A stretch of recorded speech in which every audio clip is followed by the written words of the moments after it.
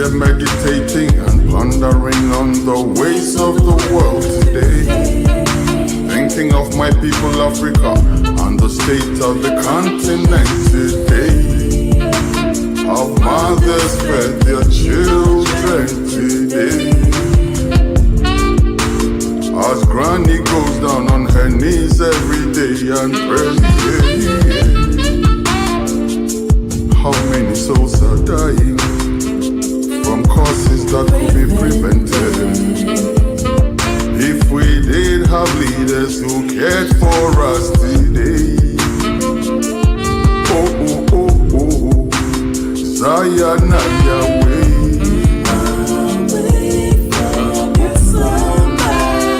Zion away.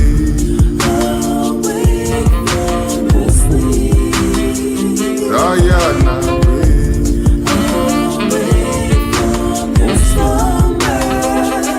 Africa rise, young.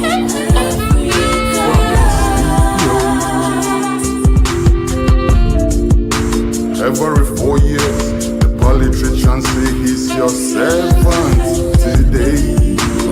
After you vote for them, they metamorphose into your masters. I say, have your say, we'll have our way, yeah.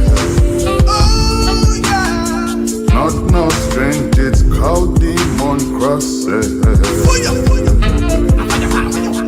Meanwhile, souls are dying from causes that could be prevented. If we did have leaders who cared for us today.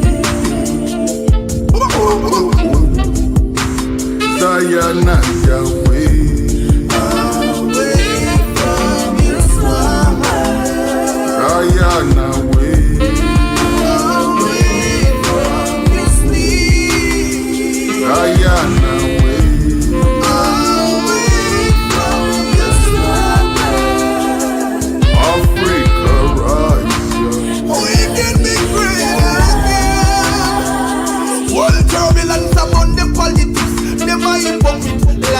Never ever quit, just a little bit longer. Victory is near, they're gonna disappear, go under. Leaders them no care, never tend to share. Babylon quit, the shedding of blood. Your heart a go suffer if you show no love. Stay away, consciousness. What we call the nation if for no righteousness. Cause like so the children there. I pray for the future generation not to give up this fight. I pray for the children of tomorrow not to sell out their birthright. Cause when I look afar, I see the strangers eating up your food. Another form of slavery is coming here again. And that's why people are dying. Causes that could be prevented. Oh yes, we do need some better leadership today. Oh, oh, oh. Zion and Yahweh.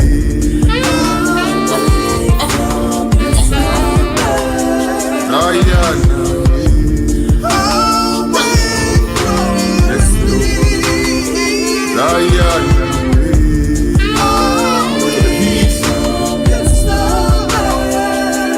Africa rise, young. Don't be moved. As the day breaks, I see my people rising up again. Shaking up all the shackles. I see my people shaking up those chains. The lion with the mane. Blood of the slain will never be in vain. Never. No.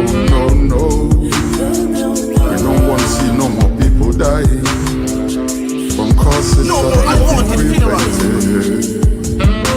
No more bloodshed. Better leadership today. I pray. Zion and Yahweh.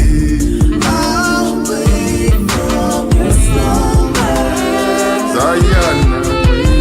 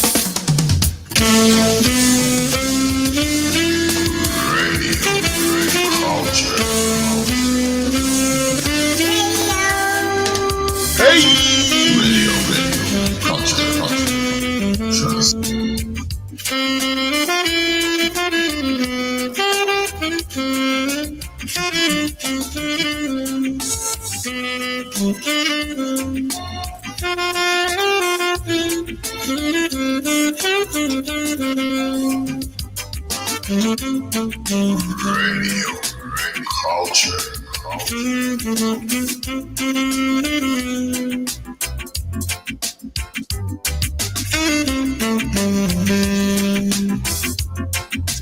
Yes, indeed. 1212 Radio Culture. Welcome to the weekend live stream. My name is Kwesi Sonbako, reaching you from Studio 1, Texas, USA. Ably supported by my team in Kumasi, Ghana. And together we bring you the show. On today's show, we have two tough interviews. Tough as in quality. On the first interview, Ras Mubarak, not a stranger to many of us. But yes, Ras Mubarak is a former MP. He's been former MP for two different constituencies, Ablekuma and Kumbungu, if I'm not mistaken. He has also been CEO of the National Youth Authority. Now, he has some very interesting proposals for the Mahama administration. Ras Mubarak is proposing that Ghana closes down some of her embassies abroad. Why? We will hopefully get Ras Mubarak to explain every minute detail why he thinks some of our embassies abroad are serving no purpose and should therefore be closed. Also, John Dramani Mahama, president of Ghana, announced that very soon, the much-touted 24-hour economy will be rolling out.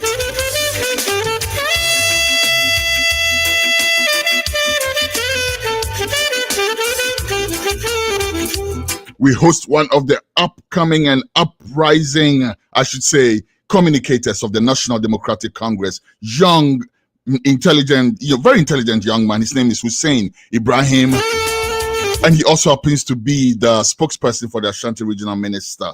He is going to be speaking to us about the 24-hour economy rollout.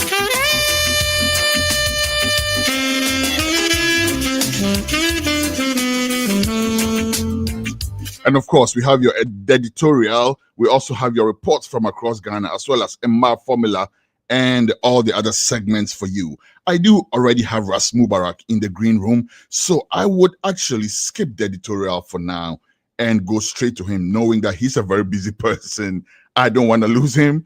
I think when I actually got over to him, he was on another interview. So, Ras, if you can hear me, please activate your camera so we can go straight to your interview. The editorial can follow after that. Thank you.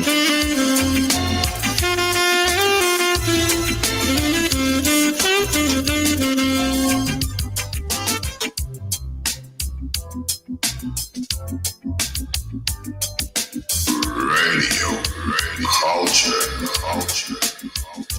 Radio culture. All right, while we wait for us to activate his camera, why don't we take the opportunity then and go straight to the editorial? Here it is.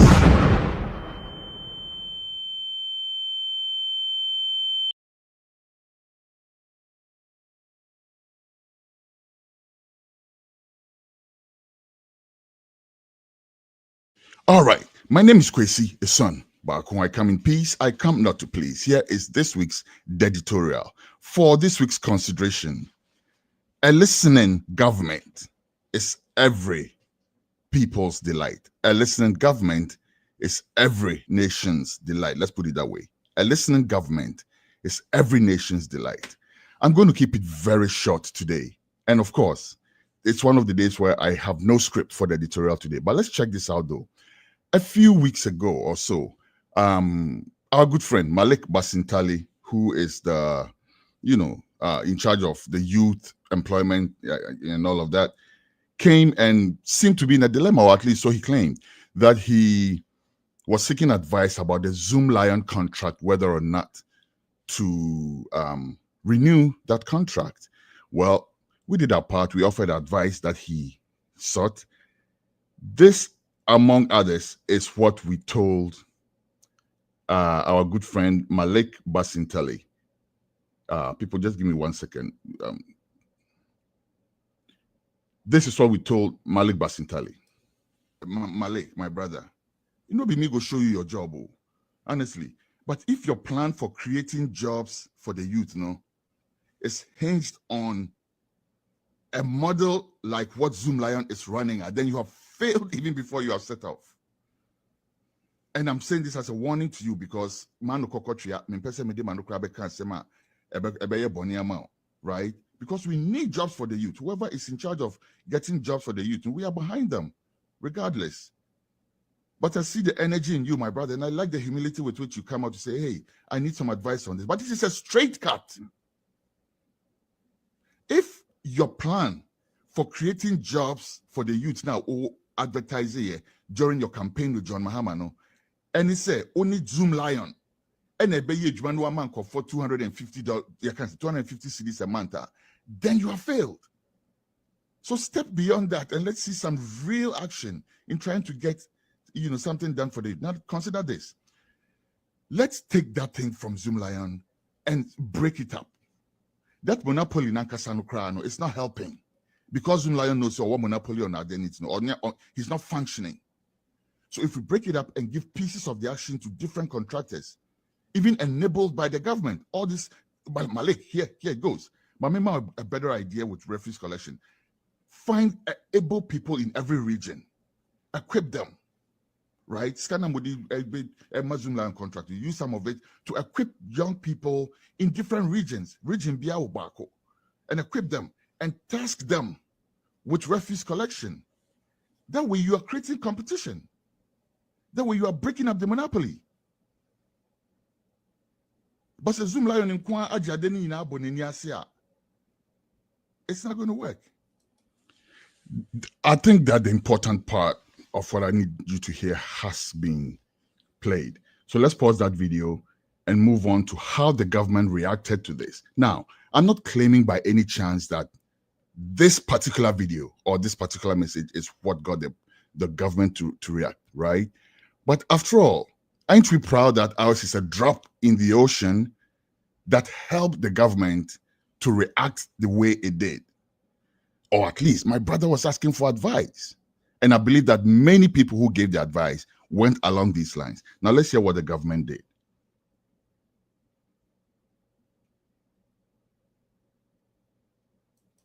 Know that Manas Azura Wene, who is an investigative journalist, wrote to the president concerning the Zoomlion contract in April.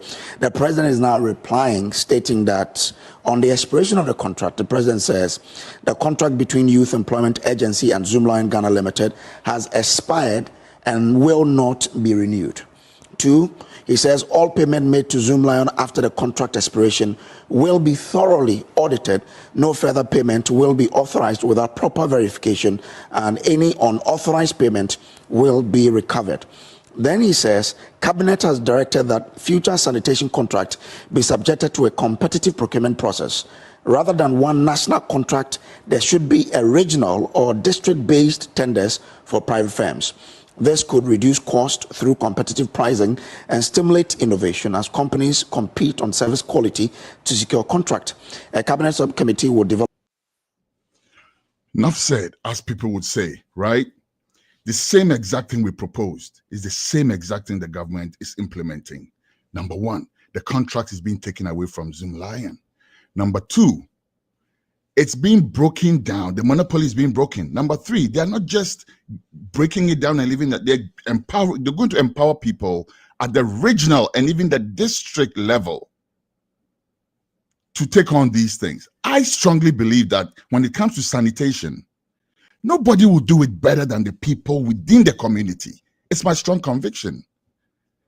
And anyway, I'm very happy that our voice that we put out, at the very least, contributed to the government's action. We do congratulate the government on taking that bold action. Malik Basintali, thank you very much for taking that bold action.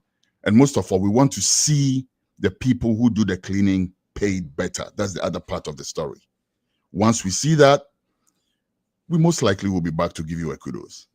Thank you very much. My name is Kwesi Esonbak. I come in peace. I come not to please. When I come back, my first interview with Ras Mubarak.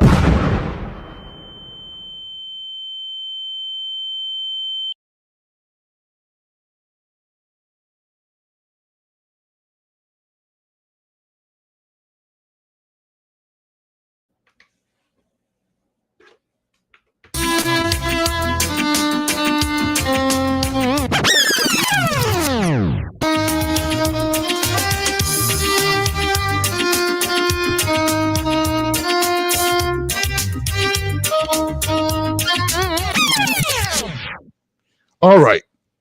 And just like that, we're back on the show. Let's go straight to our first interview with Ras Mubarak, former MP for Ablekuma, former MP for Kumbungu, and former CEO of the National Youth Authority. Ras, did I do a good enough intro for you? I think now I can also call you a world traveler, right? Especially in the context of what we are going to discuss.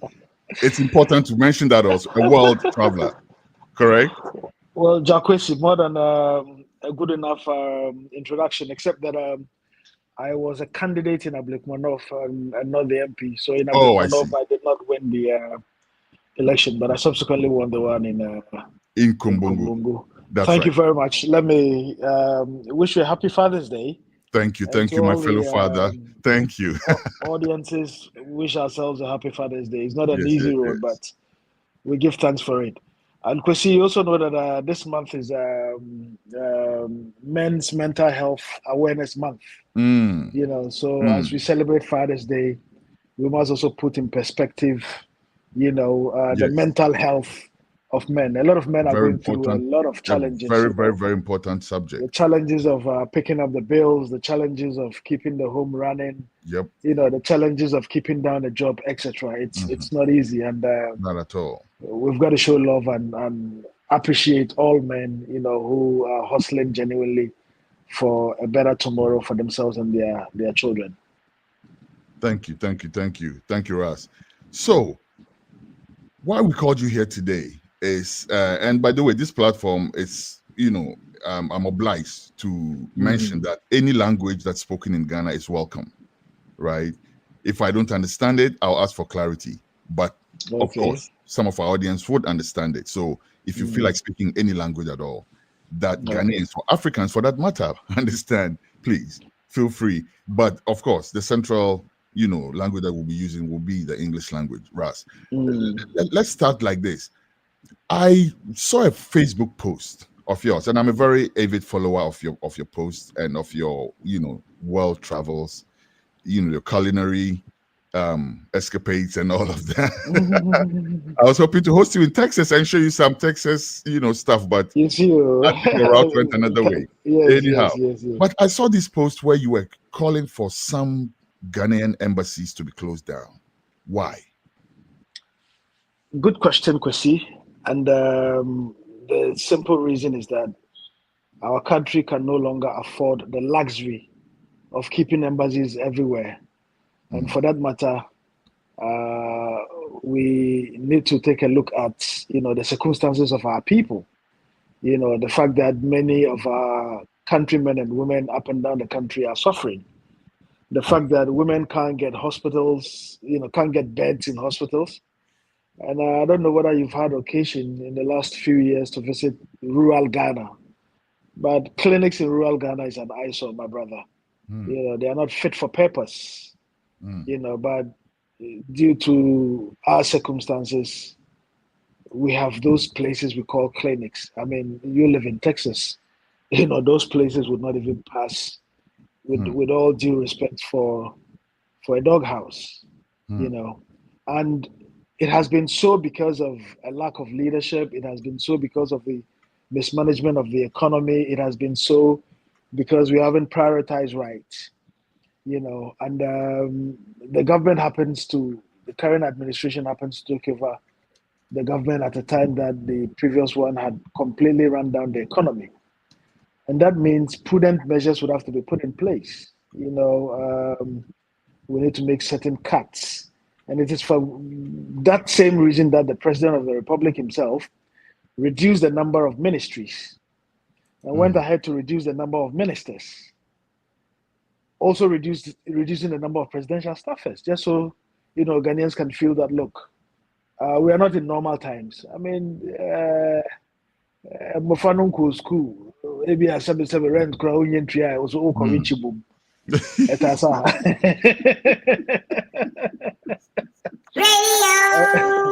A lot of the embassies are a luxury, and I'll give you a typical example. Take the Czech Republic, for instance. It's just a border, it's just like Ghana and Togo, Aflao and Lome. And the people in the Czech Republic are not remarkably different from those in Germany. They are like cousins, really and truly. Because the Czech Republic, at one point, was occupied by Germany, etc. So I don't see the economic sense in having an embassy in the Czech Republic when the ambassador in Berlin could oversee our activities in the Czech Republic. I'll give you three quick examples. Yes. The ambassador of Namibia to Ghana oversees 5 countries in West Africa. The ambassador of Rwanda in Ghana oversees about 6 other countries. So he's not only High Commissioner for Ghana, he's also High Commissioner for Togo, for Burkina Faso, and 4 other places. Right? The High Commissioner of Australia, and I think you were living in Australia at one point. Yes. Australia is a highly advanced country compared to Ghana. They are wealthy or wealthier, compared to Ghana. The Australian High Commissioner to Ghana oversees 8 other West African countries. Australia, with all of its mineral resources, with all of its advancements, is making. And Australia actually didn't even have an embassy in Ghana till recently. Exactly. When I was leaving to go to Australia, Australia didn't have an embassy in Ghana. I had to get my visa from Kenya. Yeah. And the High Commissioner here is overseeing. So look at where Kenya is and look at where Ghana is. Look at the distance, right?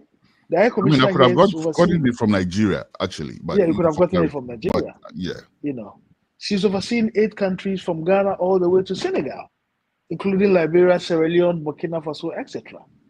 So I don't see a country where our kids can't even get textbooks to write in, and then we'll still continue to want to keep embassies. When we can close down the embassies and save over $100 million. And because you live in America, $100 million is not, chicken change. So expand it for us. Do. Expand it for those of us who don't have any diplomatic insight or experience like that. What is the significance of the embassy in the first place?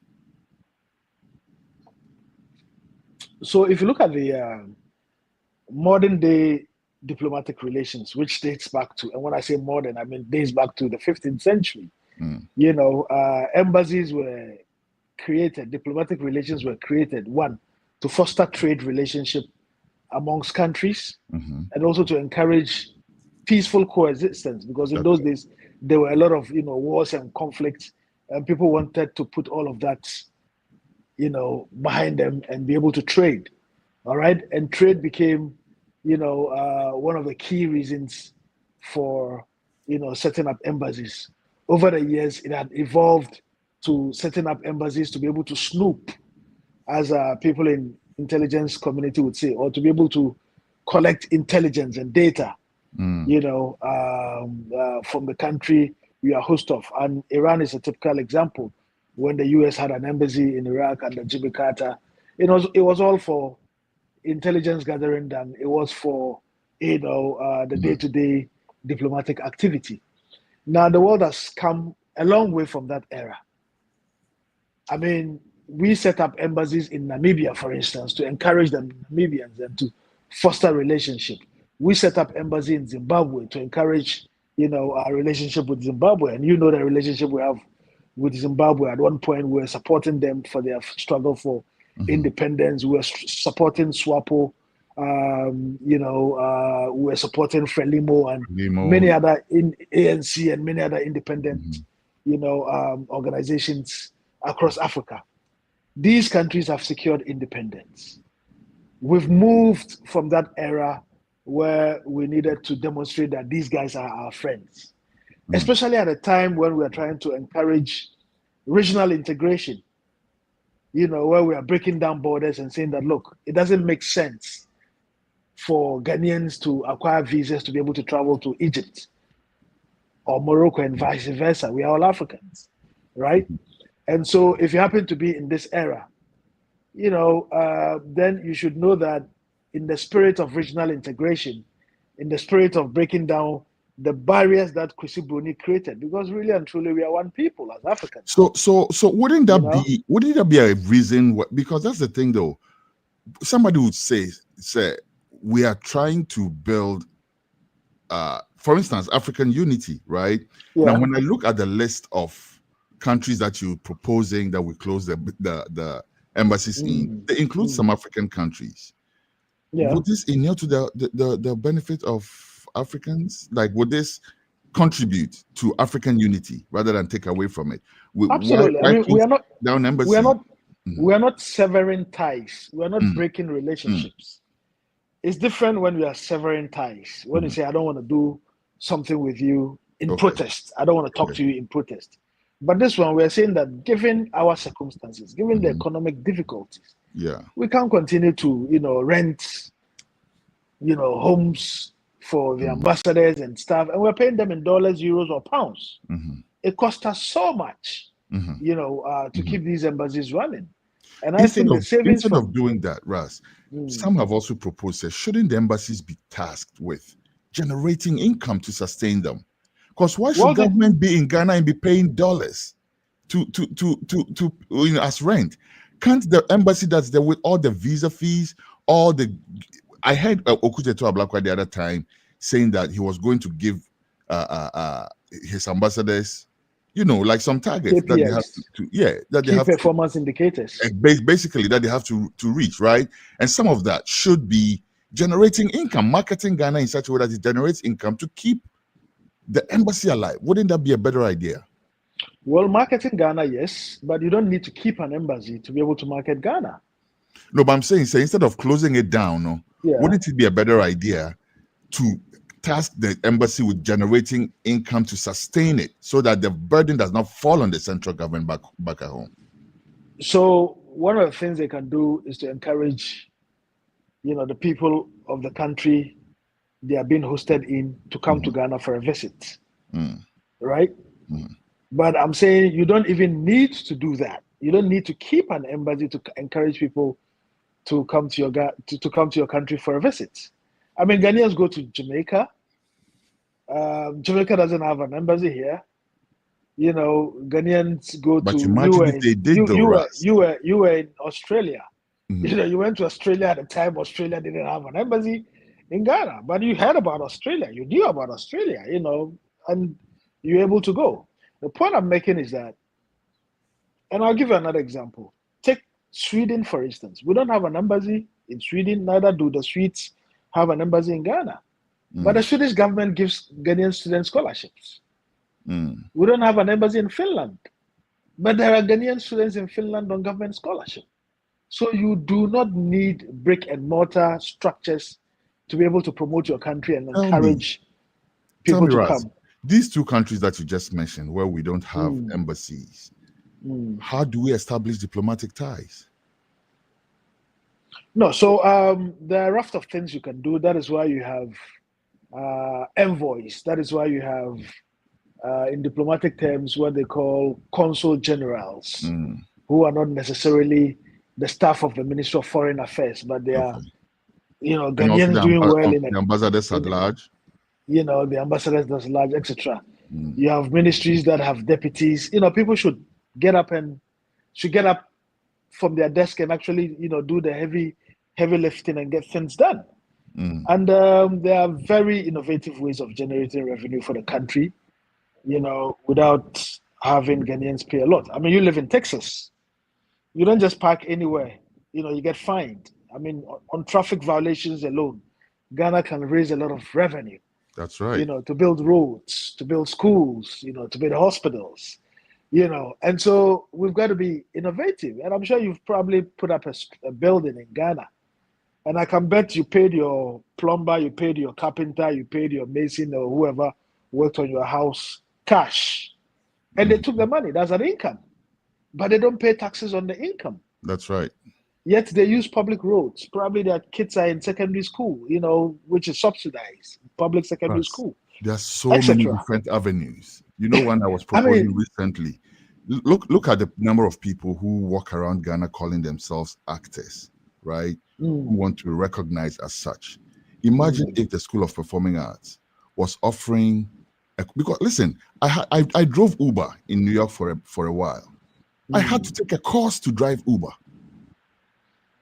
I had to take a course and get a certificate, a TLC certificate, right? Exactly. So imagine if all these people were taking courses at the School of Performing Arts and getting some type of certification. Look, not to cut you, Kwesi, I interviewed somebody who owns tracks. He owns about a Ghanaian who owns about 11 tracks. He lives in Atlanta, Georgia. And he tells me, in spite of the fact that he knew how to drive a truck in Ghana, when he came, he had to, go back to school to be trained on how to drive a truck in the US. And pay. All right? That's the important part. So revenue generation.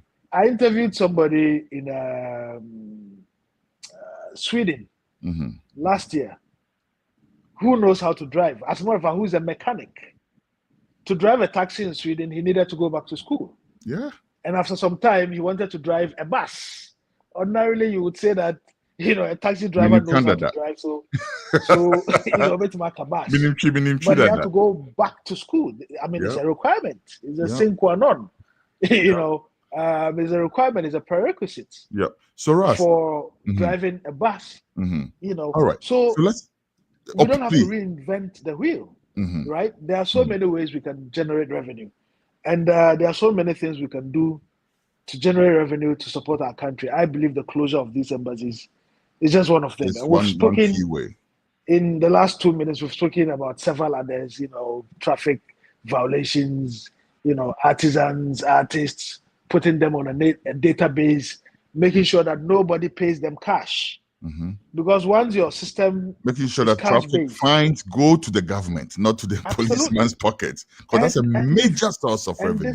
This can be done so easily, So it's entirely up to government to all right. About these so let's redirect to your Facebook post, right?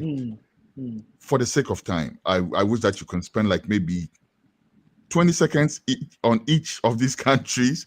I'm curious why you want them to close to have them close down. Let me see what I can. I mean, as short as possible is what I mean. As short as I'm not trying to constrain you, but okay, no, that's fine. That's fine. All right. So Algeria.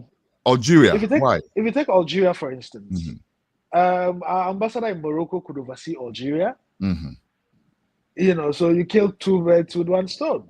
Okay, and we already have a solid embassy base in Morocco. Okay, good or point. Egypt. Okay, Austria, and whilst we are at Algeria, which is North Africa, you don't need an ambassador in Libya. I mean, Libya currently, unfortunately, is not in a good state. But if you have an ambassador in Libya, the ambassador in Morocco can look after Libya as well, or your ambassador in Egypt can look after Libya and Algeria. Now, Benin, our neighbors, right? The one that shocks me most is Burkina Faso. Okay, like, why does it shock you? Why does it shock you? Because they are really good allies. We are brothers. Like, we're not even cousins. We are brothers if you really check it out. Yes. And so that is the more reason why we don't even need an embassy there. Do you need permission to go to your brother's house? You don't. But you see, I think that the embassies play more roles than what we've looked at so far. Okay, so I would address that issue. Okay. Go ahead. On trade and on security.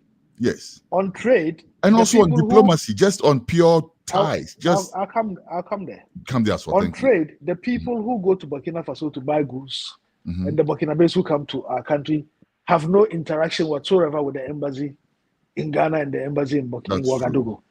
That's a fact. That's true. On security, there are stealthier ways of, harnessing intelligence than what we're doing. Up an embassy.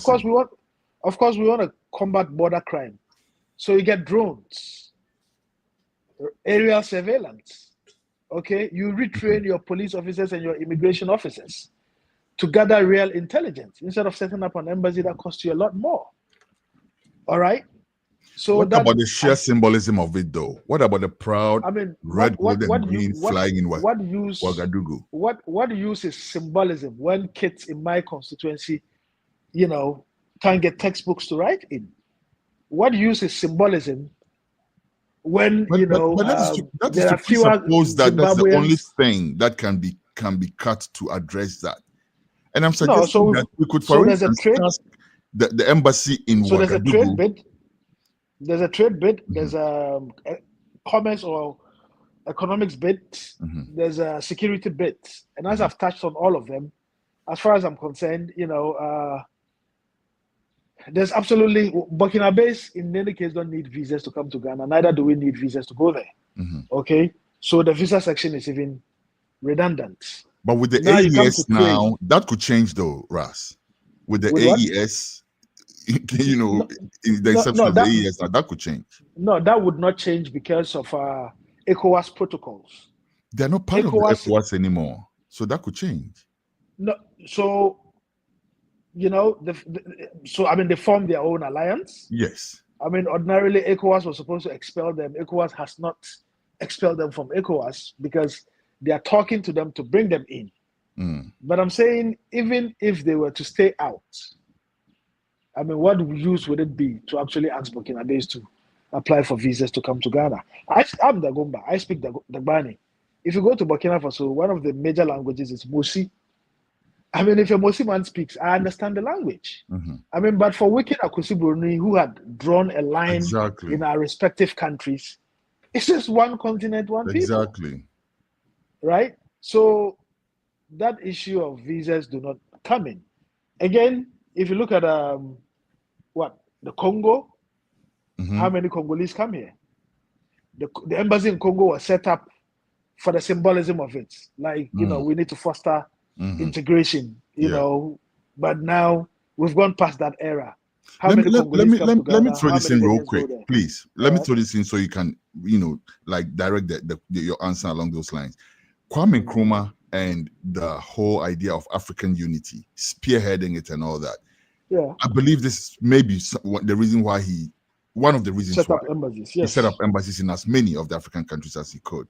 Now we're still trying to keep our role as a key figure, right? If not, a leading in the African liberation struggle. Don't you think we should keep these embassies in the light of that? No, you see, the world has moved so fast. You remember what happened during COVID? Now we're doing this interview via what? Video link. Yeah. All right. People work from home, etc. There are craftier ways of doing things and ensuring efficiency and getting things done, to the extent that you don't need physical presence in these countries where you are paying so much. People can't even get good water, Kwesi. The water in my area just started flowing after 2 weeks. In Accra, and I live in the heart of Accra.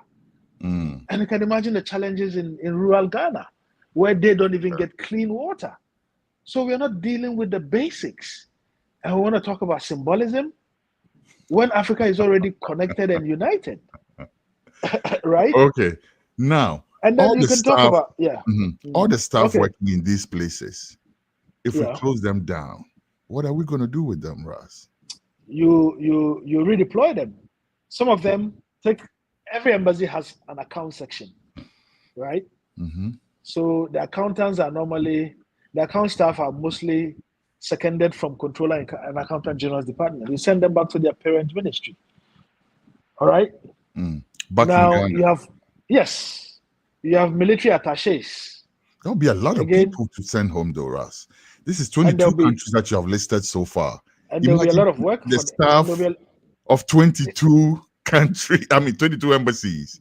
That's not a lot. It's like Agege, moving people from Agege back home. They're not even up to 200. Are you serious? They're not even up to 150. Interesting.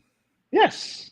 The embassies operate in a manner that the U.S., for instance, has several, right? There's a consulate in the New US York, is and bigger. then there's the one in D.C. Yes, so the US is bigger. Mm-hmm. All right. Okay. London is bigger.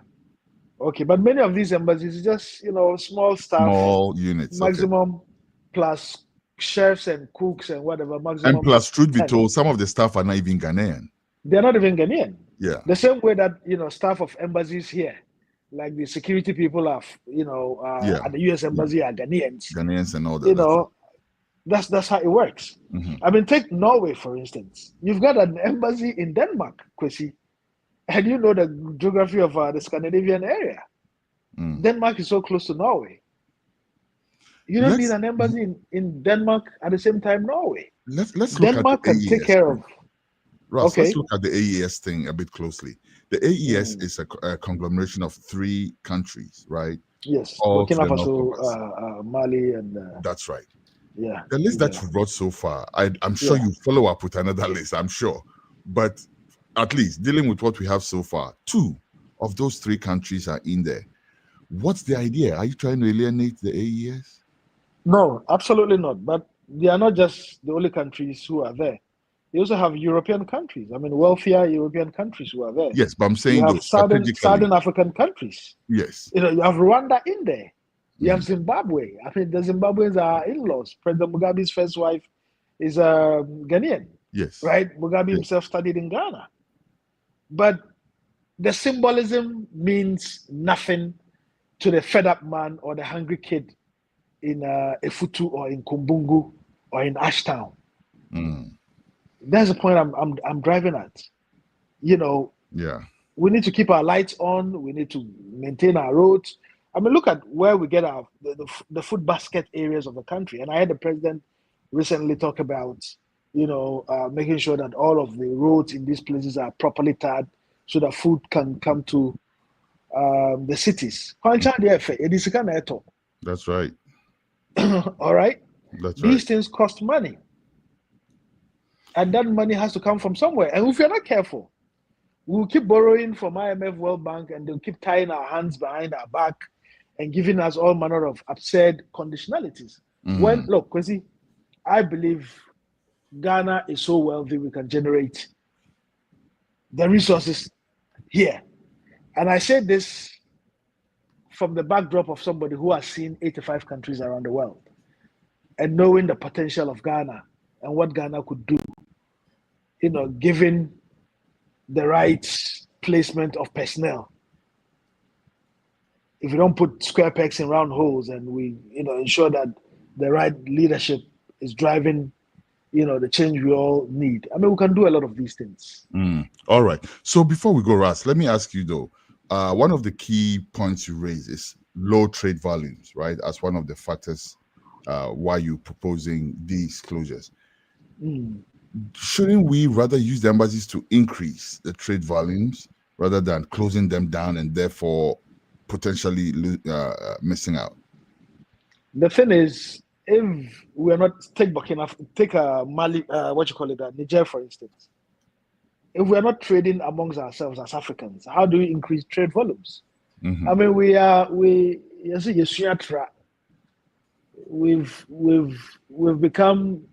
we've acquired a terrible taste for everything foreign, right? To the extent that we are not trading amongst our neighbors properly.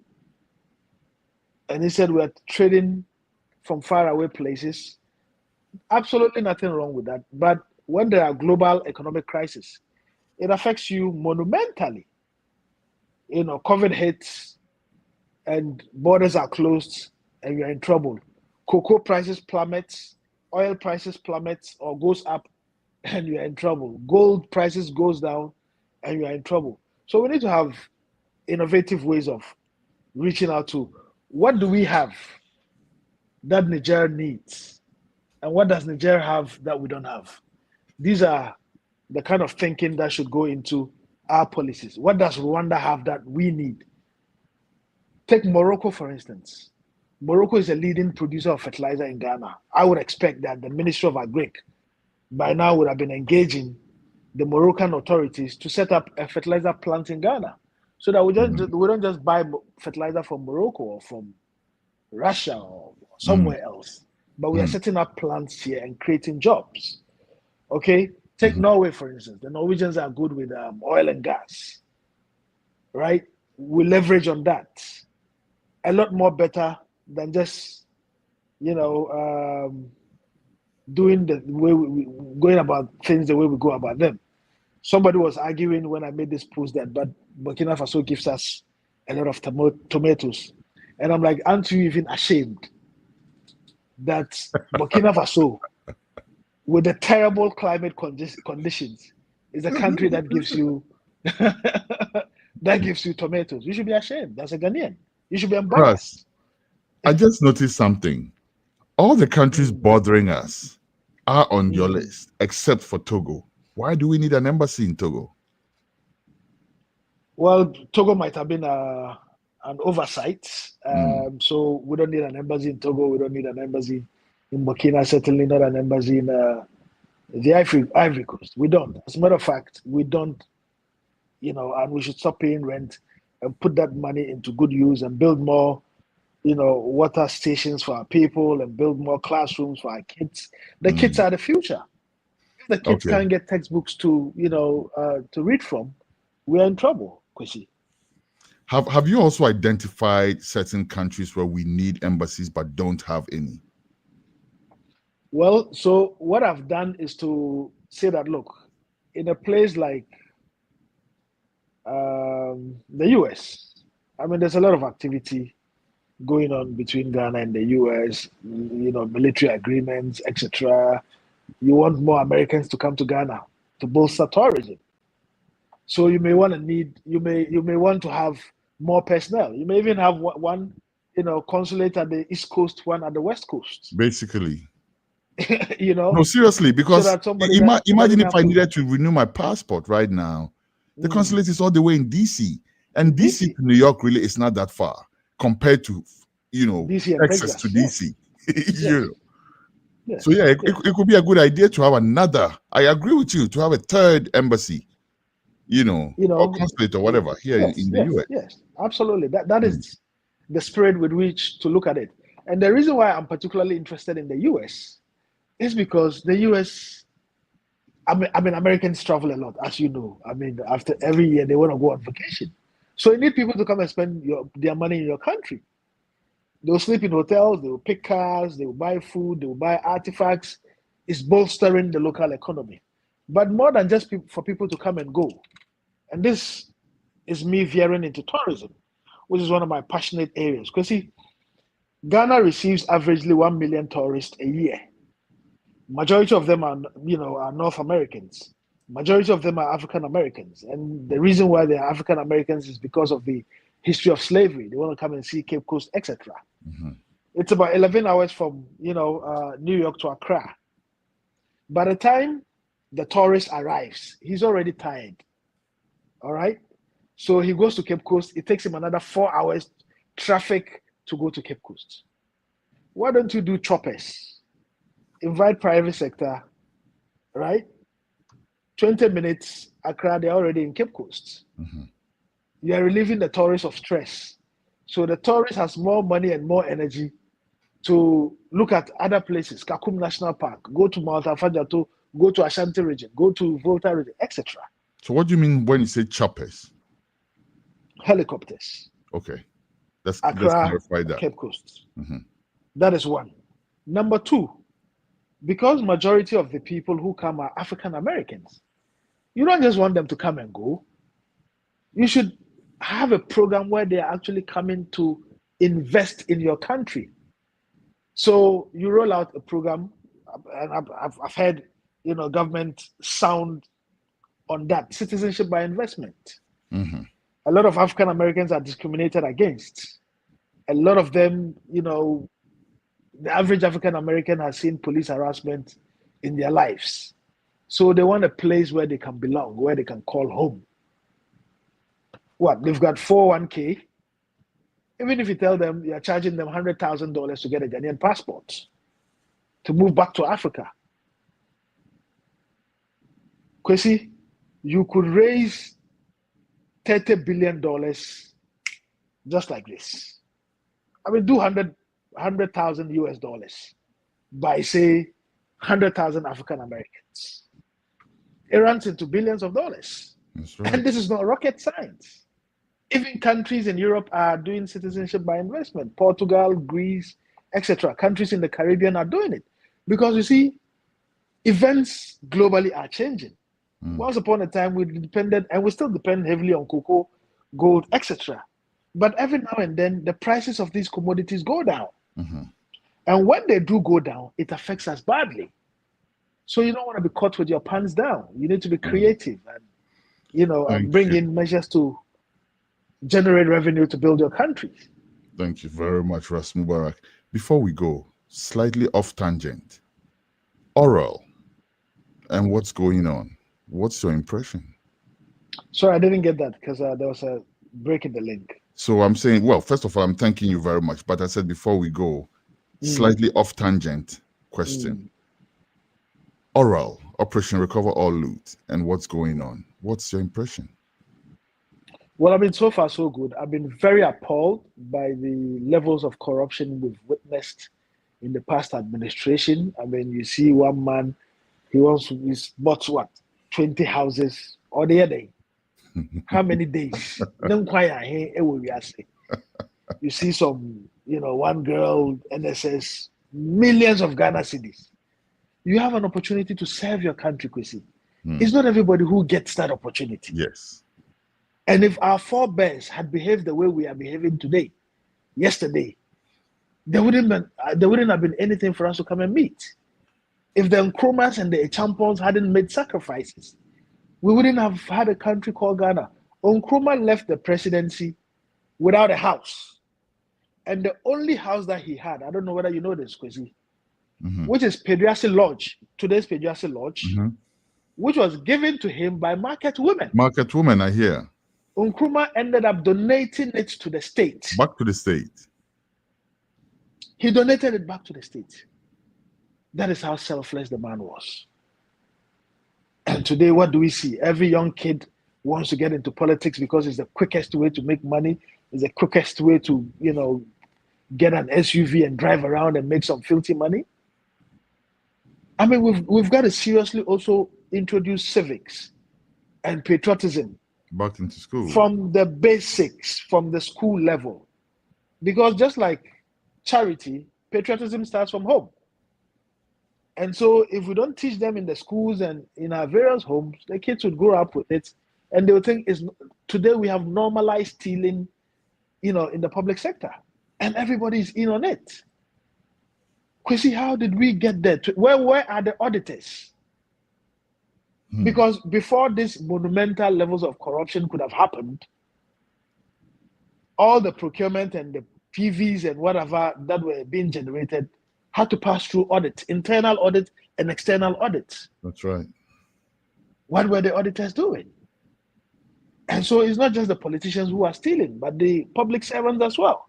Because if you're an auditor in a public service and you allow these things to happen, if you're a chief director and you allow these things to happen in your ministry, you've let the country down.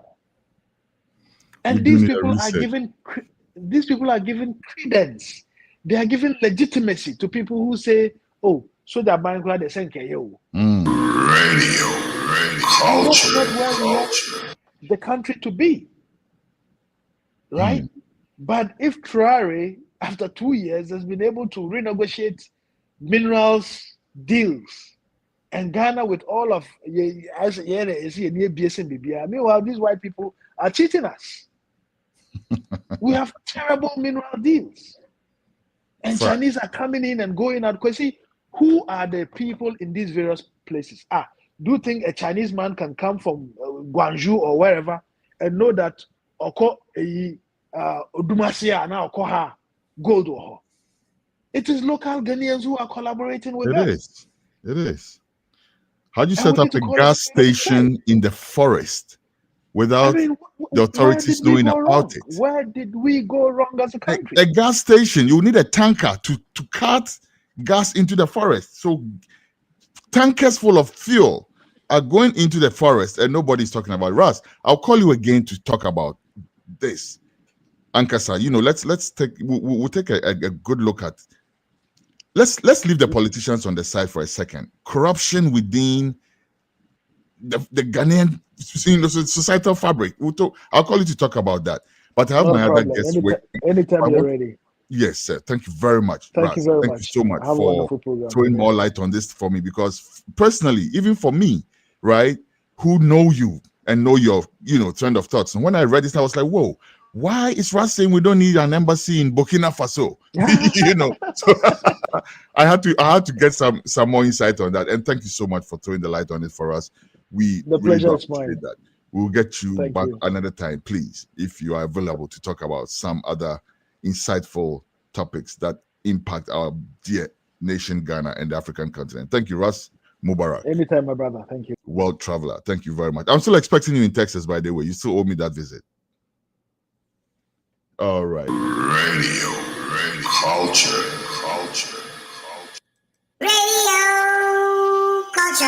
Radio culture.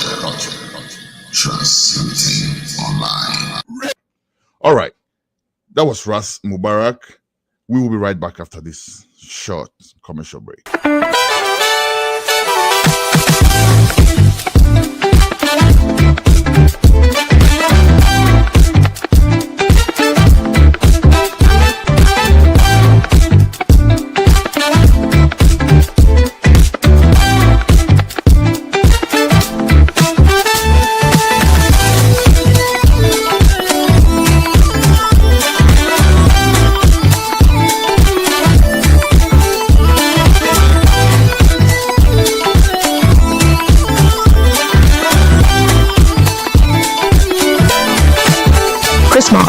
Since 1994, crafting natural products with organic shea butter and red palm oil.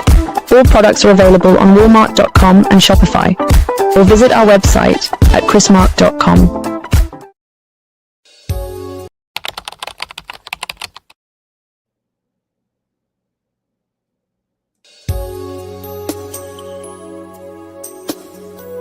Welcome to Tucson Hotel, your ultimate home away from home. Located in the serene town of Ejisu Ichakrum, just off the Jabin Road, we offer you a haven of comfort and luxury.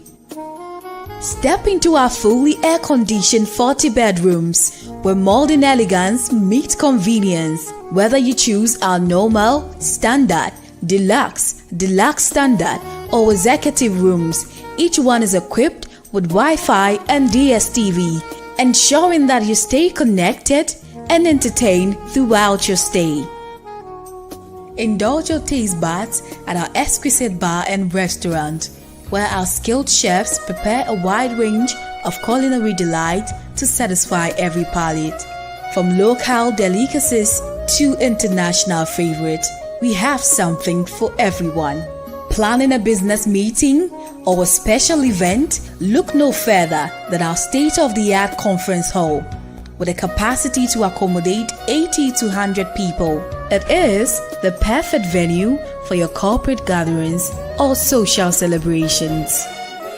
But that's not all. We proudly boast the largest recreational center in the Ejisu municipality. With a capacity to accommodate up to 2,000 people, it is the ideal location for concerts, weddings, and other grand events. It comes with 4 fully air-conditioned bedrooms and a kitchen as one package. Our luxury cars are also available for rent. Drive like a boss. To experience true hospitality and unmatched comfort, contact us today. Our friendly staff is ready to assist you. You can reach us at 0244 654 458, 0246 505 327, or 0241 418645. You can also email us at info@tucsonhotel@gmail.com. Tucson Hotel, your home away from home.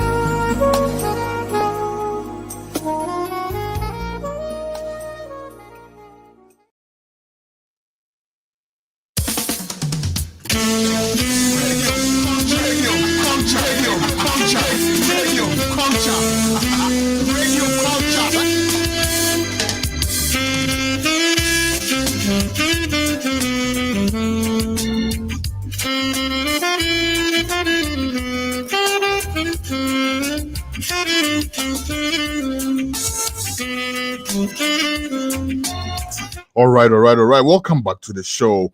We have a second interview to bring you. That's the one with Hussein Ibrahim about the 24-hour economy. But before that, let's shuffle things around a little bit. We are going to go back to the back end of the show to bring you this segment. The Agric Outreach segment is next, and we're bringing you a discussion on rice production in Ghana. I'm going to switch over to our Agric correspondent, Eko Isar-Bakun, and I'll be on the sidelines because I also have some questions for our guest today. Eko is going to do the introduction and everything, or should I? I'll leave it to Eko. He's going to host this part. So let's cut straight and go speak with Eko Bakun. Eko, over to you. Yeah, thank you, Kwesi. It's good to be back on the show. Like you rightly said, today the discussion is going to be on rice production. And we've got a guest who's going to be with us, like he's a really good expert in the field of rice production. I think I'll leave the introduction for him to do it himself. Then after that, we can proceed.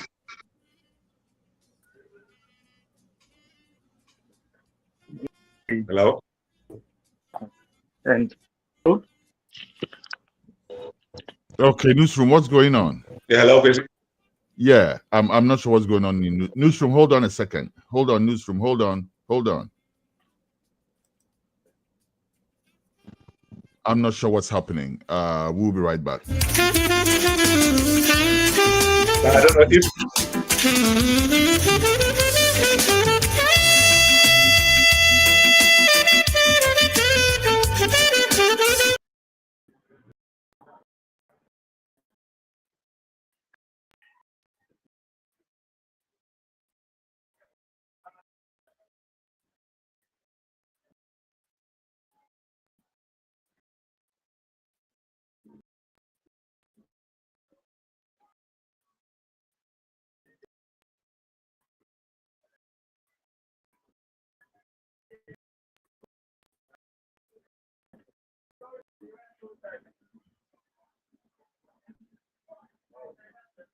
hello.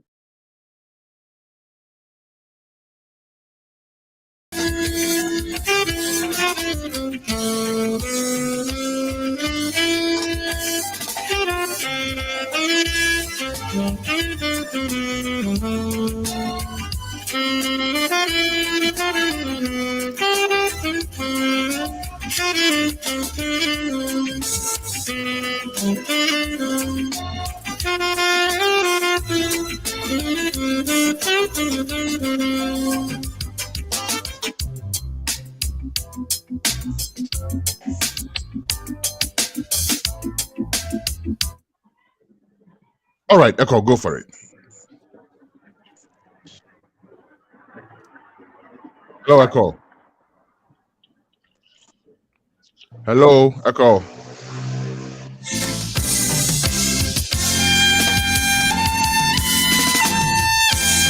Eko, can you hear me?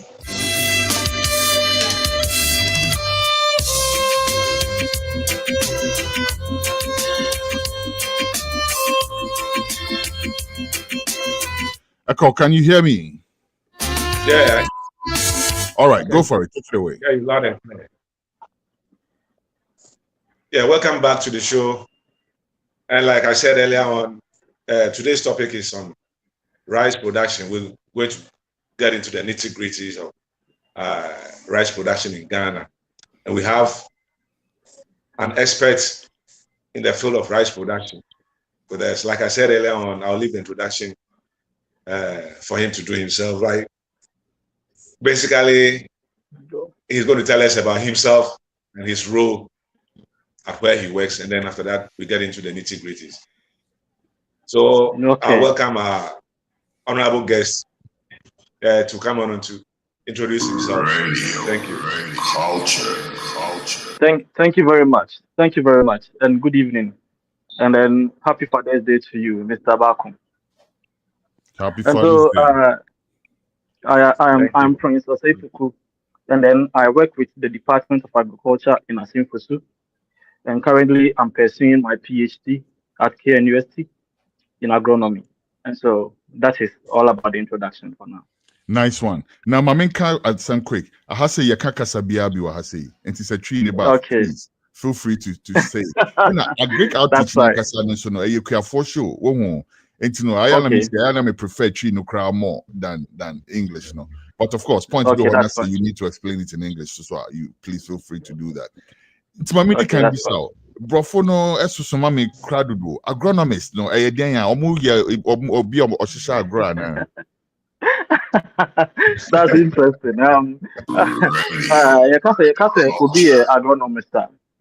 Obi and by na yeduano. Usia hu nim de free kwan fa so a ye de be form e normal ye de be ka ho amana ye emma enye poisonous emma nipa indi. So like the knowledge you gain in making sure the crops grow very well so they get to the consumer. That is the agronomy process. And check out agronomist will be on him there on the fertilizer home and more about so can fast buying all those ones is what we term as agronomy. I see. Yo, Echo, over to you. Yeah, thank you. Yo, you know, Prince said I was. I'm saying, you better young common so. Said kwesi di kan kan ye be kan kasa bia bi wa nti e di kan no em say wa kire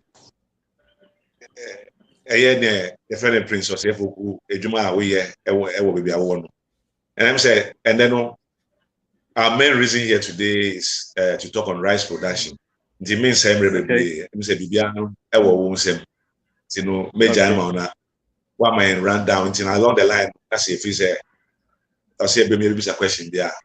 Either me answer question, the floor is yours. Okay. Medasi baby, thank you very much. And I am hoping that I can do justice to this particular topic now. I was employed into the Ministry of Agriculture 2011, right after my first degree. Now, I remember Central Region. Now, I remember Asimfosu specifically. Now, maybe do Asimfosu near the Mekotu area about Kwanomo rice or the floor Asimbriku. Then, fresh from school, now I'm saying, was throwing on the corner, but on the field, I realized that we have knowledgeable farmers on the field. There you go. Very knowledgeable. Yeah, and I realized that I needed to learn just that here a little bit of polishing. So seeing them back the way not see them see Jumano, not emphasize not ever not correspond. So I decided to take it upon myself to learn more about rice so that I can impact the life of these farmers. That is where my interest in rice started growing. Okay. So right after that, I realized that rice is really an interesting thing that we need to look at in Ghana, because research actually says in Ghana, rice across the whole Ghana. And then, Kwesi, it may interest you to know, say, the whole of last year, the Ghana, we official figures, Ghana is more than 1.7 million tons. 1.7 million tons in Ghana. But unfortunately, 1.7 million tons, it 38% in the Ghana. Which percentage? 38, wow. Yeah. That's not good. And she said, yeah, and she was figures now. Yeah, when I say Ghana, so far, official figures, even though you say figures now, only the perfect figures, no, but we like you're taking samples, come near the argument, we can really work with these figures. And so it means Ghana, we have really a lot to cover when it comes to rice production. And so today we would want to know the Ghana, any day between my rice production, as an agronomist. I'm talking as an agronomist. And my bit me, I may make my for bit my America for no ebia emoni na aboye. Now, what values in Ghana, we mostly depend on rains to do our farming. It's most of our farms now, and I say rice farms, we call them rain-fed rice farms. Irrigation farms, over Ghana, across Ghana, irrigated farms, and irrigated sites in the northern region. In the upper east region, your Tono and then via irrigation, and no as from Kama. Oko a year, if any say, voter, Avime, any a 50 pon, Omuna a year irrigated ones, which Omudi day, and I'm say, Omudi no many go time on here, so Benyan so time and you can see so bomb which may so next criminal. Nina is really helping them achieve the target that they want to really achieve. But unfortunately, most of the rice producers in Ghana, they are the local rice producers are only need these systems to do these productions. That is the reason why we are really not getting the targets we are supposed to get. It is farmers are Ghana, and let's say we have 5 million farmers are more into rice production. You are getting less than 2% of these 5 million farmers doing proper irrigated farm. So it means that almost throughout the whole year. And this statistic is like for everybody to know. So in the system of rice farming, you depend on your coupon. So that is our first shortfall. If the rains do not come, the time that we expect them to come, if they come the time we don't expect them to come, these all factors affect our productions. And so right now, maybe this will be like another conversation for another time. But the local farmers now, the rain fed now, a fine then, or more fast or more Mujumedina, at least so far the let me state it here, say, rice production, you expect no less than 6 tons per hectare. Because it's 6 tons per hectare now, it's say, we 2.5 acres be you expect 130 bags of rice every rice farmer. 130 bags of the 50 kg. Yes, 50 kg, no. Yeah, expect at least farmer from a hectare. Yeah, from a hectare. That is 2.5 acres. Because a hectare now represents 2.5 acres. Yeah, thank you. Benya sa quantity in farmers no say nya sa quantity in there. And yet, you bet me anya the food security na ye can ho asem bebre in terms of rice production. But unfortunately, your farmers no around 50, any 60. The one you cost for no 70. And common I be no me but more some basics rice production more. A bit me ama yenya de osienya. The foundation to every successful farm is the seed na edibiano. But unfortunately in Ghana, seed production a key thing. Almost say Obama system no more. Seed production one key thing, but intimate call down to farmers no more. Farmers no Ghana and intimate to say here quality seed every particular time will be their rice. So the farmers do think say rice now will be area will be to me as a rice nephew and it's expecting the same yield now unya abroad quality seed now. So that has been one major problem your rice production system. Right now, if rice farmers they can say no 2 rice seeds are the same. Okoto rice and that's a would be like segregation, so like pollination, because only be if we have form rice no. It's not the same rice that Uankasa would be. And she said, who said the new rice now? You should know, say, it's going to bring it on board its own qualities. It be better, I said, hey, the proper yield now, so would be nano. And see, now we are saying, say, Ubi, a person oil rice production. The major thing now, you see, say, Ubenya quality rice seed. No matter how well you prepare your land, no matter the money, the resources that you have, a bit me, ama wire or farm, so we need quality seed. You end up doing everything and then getting so low yields. Now, all the question the food be now. So now, so with the farmers, the peasant farmers, the rain-fed farmers, they make me a more and they should prioritize opacity and no. So which one I'm on any reputable office. Agro input shopper. Yeah, can someone who's between agro inputs are going to get the right seeds. And now I'm say, all the MOFA offices across Ghana, they will help you get proper rice seed down from Kubia. And here the first major point. The second point, Assassin Ekwaku Diasomon. Assassin Ekwaku Diasomon should be Assasia. Yanam say, any systems need to be irrigation in sea. Or say Assasia, you can confidently say, so team far.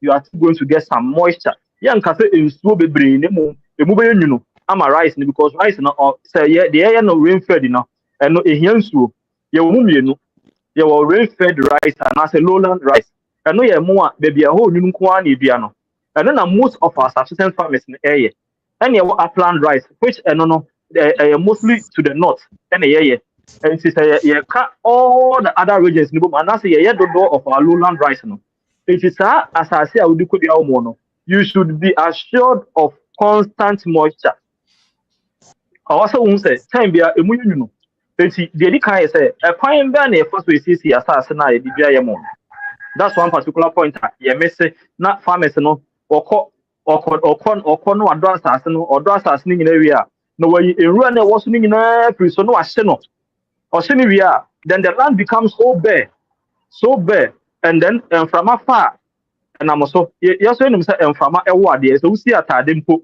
na area mo na enframa e fa atade nitime wo so e kire say asase na so da ho no enframa e fa so na asase no na eyeden means the plants will have to do extra work to really till the land itself na enye emfa so ma afi so ya den no na emo bi a o se ankomo free asase ni mu na omoba esoro na omoba be ebebubu asase ni mu asase na emre no they are also scared of the heat so they all decide to go down or some may die and the living organisms na what soil no ma omumum na eyam enrua egu asase no so na da sada ne fertilizer maye no omunyina eyera efi system nim and so you are doing a rice production yet is devoid of the activities of microorganisms in the soil and see o de no ma begu ho o de bibia begu na so enya the impact also enya Prince, Mama, some real quick, please. Me who say mostly, me who say mudria mono, na baby a insure tie hodada. Oh, what can I say na madrin abaso? Me who baby a yedua mo a ho nye insure muda. O part say insure ni hompo na se moisture e wo asase ni mo a yebetimi dua emo a enye insure mo ana. Yeah, Kwesi, that precisely so. The best I mention say moisture no here, enye insure chaka no here. I see. Nti say insure or it will work. But insure no chaka so a not emu yenu nko ade a nti it will also work. That is the more reason I'm saying say the proper way say bitimi aye your land in so adwuma. Not can be more you know. That is one major factor ebebo ama wetimi nya the yield that you are expected to get. I see. Me pacho to aso. Yeah. Nti say farmer no kodon asase na. The can say nye heavy forest. Ebia all dry in rural ni nua na wo mu no so pa de a. And na hu hia say udo wi mpo a wo hye. Because in rural good land in so will serve as a cover for the soil and a cover for the microorganisms in the soil. And so time biano, so of course as so I won't say baby in rural guno. What is a kind of pija a whole you a chamber being rural guno. And see the can say farmers no and in rural so as ha cover and one more direct into almost a bit meaba. Now on my bay yam and a sense to because a baby and in rural guno kono was a good check a crab or connect and run a done next year. Because one work from no etimi array or more no it passes through their stomach. That's how God made it. They ingest the leaves into their tummy and then it comes out as soil. God is so wonderful. It's the overcorner na in run a go na or marry and fortunary or marry and sonary na adane and the tia na side amaye. And then this new soil will contain a lot of nutrients for the rice. Into anyasa uberi no. So in so take a crab, said the land has been bare already. In so take a crab, your land will become so hard. Then the rice which needs water will not get enough water, and you are not going to get your yield. And so this is a major factor. And then you can't say we have a proper seed system, and then you need proper land preparation. Afi, Kwesi adeba kwa young factor in say, and now say rice no here in so. Na won't even control time when I'm able to news winty. Ye has in so kakra a better no, or so which me manage our assassin. Not assassin to me a control in soon. And see a baby, over rice production, my baby rice bonds. Bonds not up say, OJ assassin, but assassin, I was one, the next year, and the edge of I said they will bought in coffee. I think I did also carrots maybe, or for assassin in our home. So what's uncle fin for assassin no one? The actual one say in so far a vision. So person so ni free man I'll be in coffee baby a pine no in so ni biako. Time I'll pay no account to It means say 24/7 you are going to get access to water. And yes, what's happening 10 acres of rice, not just your friends and bonds. Yeah, bonds. It's extra 10 acres in Yinaho, and that's in portions, and yes, no. For the purpose of our farmers now, make us a subsistence farmers. There's no need to go into a 10-acre production when you know, say it's so difficult to build this 10 acres. No man do standard that which man. And she said they were on the investment. Now why? So as the year goes by, then you'll be continuing. Now trim. Yeah, shall say from 1 acre. Now what you home? Now if you want to do another acre, now what you home? And which is you more quite easy for you as a farmer. It's very easy for you to really work in those lands. Nice. And see, a ball can say, if the answers no can case looky, in so toy and as well with fertilizer, I won't say in sooner air tunnel. I won't mean control not air fertilizer and the cover beer won't be a rice. If you buy your neighbor farm, no so near fertilizer now we're going to the cook neighbor farm. It is a way of banks now. What jump on now? They're making rice farmers now away. What jump on we are. The air say, Afi, wow, Emma, so good fertilizer.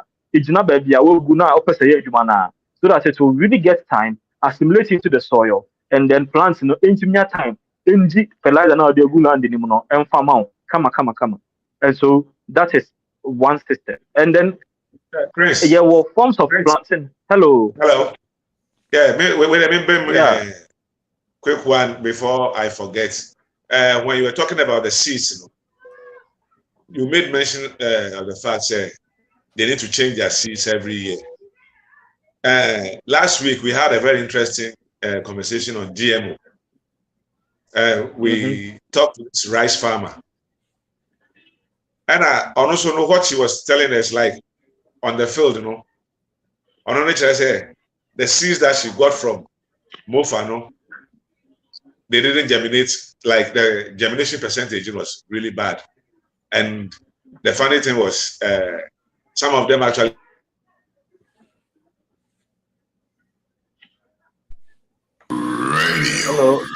culture. Yeah, some of them started fruiting just in 2 weeks. And we were all baffled. And so you say the seed, like you said, she basically depends on her own seed. If you all starts, how she got the seeds, say basically it's like a seed sharing kind of thing.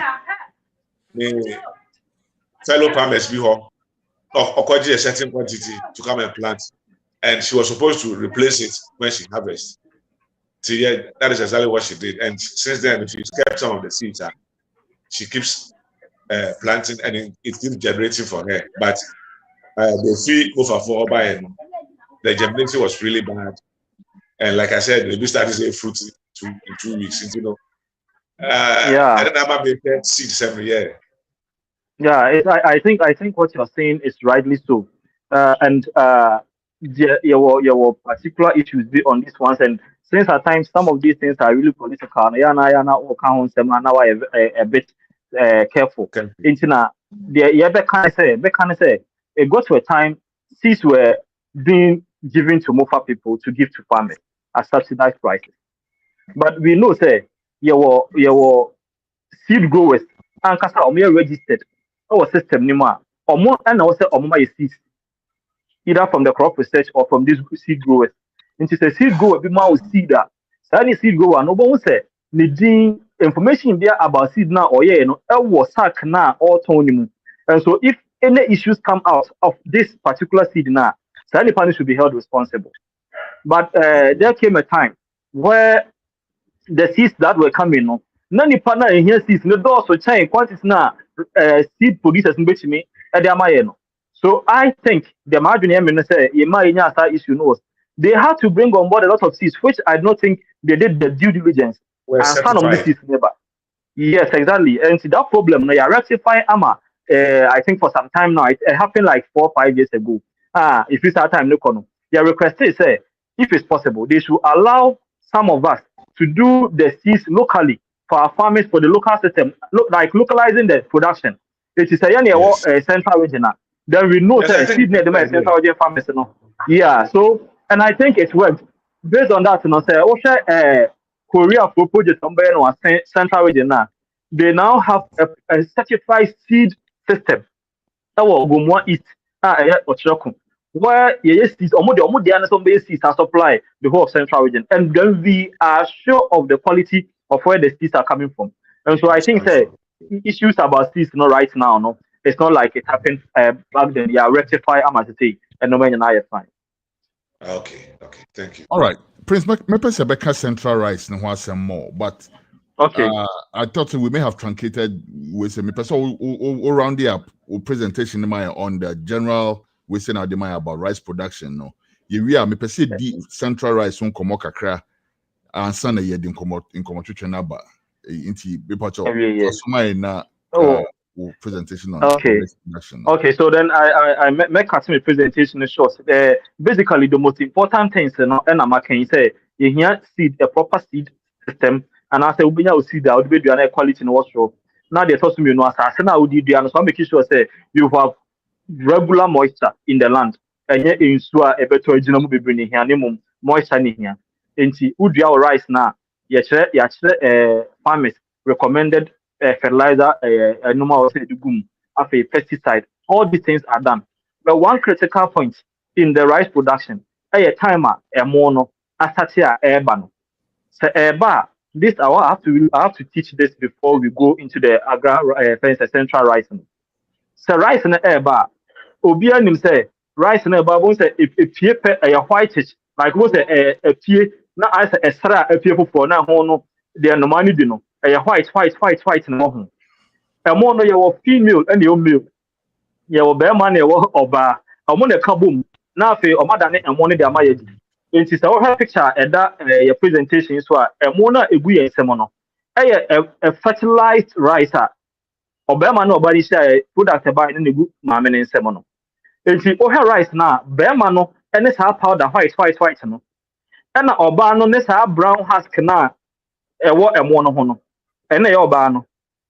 And see, star rice and powder should get in touch with Obano. Na a mona is similar and a better than the offspring, a Obano. It is a Bermana, a powder no, and a Obana or a brown cover no ecushia. Na a mona baby thing. Said the Oba in insane. Interesting. Yes, and see, there's a mona a white no, a bano. It is a rice beer over could be na white nibbing shim, a moon shim, I entertain say, sa a mono, Bermano ban and me enchia, intino, I entertain. And this is one phenomenon in Ghana. Cost where rice production amount for here. Obacono and Tatano was so into brown so yamo. Or the money bacono over Quacusino was a good one I and Tete. And then Tatana Yano, the Dwyer, the donor free. Best caring method you see, which will be the last thing I will touch on. And when we go to the central rice. Okay. Best caring methods now. Omwa omuni and hoarding on which made a tonnet, akata or momoson. The Omo say, a monitor is a bape. Not omoko funuma, not omukuta, the local systems of scaring the best tie, and a whole academy. Not on rising. And don't not on rising. Sir, on rising the matter, both the free rice farm in Babano. Not what had in I white. So, because we should not lose. So, white, no, and a bear mana, anka, time or banny ready, no, also fertilize it, sir, or bano. Then, because of our activities, most of these white ones they fall down or we take them off the field with our clothes. At the time now, Obama very ready for consumption, not Bama be any hot to mate with. It's now and so this is one thing that our farmers are not knowing. And today can I say, Professor within the Tata most you were 2 times, but so time on a mono best touch it, abadane mono. Both are both na seno a mona seno aye coffee aye kese all of a sudden a money be that time we a farmer now the net na akwa koje omo no o de akata so ansa na money pie so one to me na se money pie a o betwen ama e mo no aform awie a wo de osaso ma wo se e mo na bam ansa na the net na akata so person was scared better China a mono or around China a mono and for me and son what I said open antiafa rice farm. And yes, sir, baby, I've been anti-befabia up and down Becobabiano. You end up taking away the pollen grains that is supposed to pollinate the rice proper, and then you are bringing them out of the field, and that is your own fault. And yet, UBNT, yet me rice no come from the scratch, a that time, no, and then that particular activity of ours, no, will end up getting almost 50% chaff and 50%. If you farm and baby, you know, we can be 130 bags now. You can pay. Or the local rice mill, no, both half of them a chaff, and then we end up losing a lot. So probably subsequently, I will get into the real planting practices. Now for young farmer, what do you think? Let me say, I will say in parts. Or now, what do you think? Yeah, exactly. I was going to say get into all of it. Yeah, I think it's a very broad topic. And, you know, we'll definitely have to get Prince back probably 2 more times because yes, or not, we're breaking it down. You know, because maybe African can maybe about Ekabia send a ubenya and who cost near there, but MCB severe no for another day. Okay. Even the say a viable, you know, source of income for rice farmers in this viable venture and all of that now. You best severe no for another day. But segue into central rice. And I say, a question you do answer central rice. Oh no, Yanko central rice. You know, Prince Anna, we presentation will be central. Oh, I think it's okay. Like you're saying, maybe we should have really like a proper time to really dissect this thing. Back. Okay, all right. Into central rice. Tell us about central rice. What's central rice? Okay, our quest for rice. If anything, say bit me a rice and kasa. Na yankasa rice. Yankasa yan for your into will be also a very modino. And a Korean project, a bar system, a rice improvement project in the central region, a bar system. Now, don't be they say, or more baba, I walk central region, no. Ama yet me, I am more near ye. Now, say, via area can be fanco. We will package it, the system now, and more package your modeba. Now, a proper price on the market. So that was the whole idea. And so system no omoba work we are for no more form no. I'm on to rice. And your rice their name rice yan kasa yenijin ho idea because I'm only one who be which will be talked about some other time. And then I be then the my fast for a quite be fast will be that was the purpose of the project. And then your rice no they can acquire a seed no seed where the baby no and number boy be a seed. Near yet me quite as a beer. Not their tostono. Say, you know, how do we process this rice into like a proper polished rice? You don't come marketer, you been a proper sika efrim. America for no at all. And see, about central region, there were 5 rice growing districts in the central region. 5 the other regions need to be more alright, other districts need to be more alright, but there were 5 major districts or more capacity to grow rice and was so far. It's the kind as for municipal. As at now, no, because as for municipal over bare 10,000 to 15,000 acres of land just for rice production potentially. Interesting. Yes. Potential. Some are cultivated, some are even right now. Yes, you develop it. And see for now, no, and you need 15,000 you develop it. The move 4,000 per develop you. So potentially there's land enough for investment in the central region. Wow. Rice production, massive production, and then other districts. And America, we are seeing for some municipal and Kumbungu. Other districts, North, they have over the 10,000 of acres for rice production. Oko Ascent South, almost over 10,000 acres of land for production. And to research, we may who say even the central region alone, Bali central region can feed Ghana. Right. That's what I was about to ask you. Say, with volume, no. It looks like we can say serious partners here take away on the scale with some mechanization. We can actually feed the sub-region, not just Ghana. And quite the name say Ghana in our production, make central region. Central region alone can feed Ghana. Meaning say all the other regions in Ghana, area rice can then go for the sub-regions now. And so potentially rice has a very, very, very big potential. The bit may alleviate poverty in the farming communities. So that is what the central rice came for. Then see, Omoma compare land, and then they have built an ultra modern rice mill. That mill 3 tons per hour. 3 tons, 60 bags.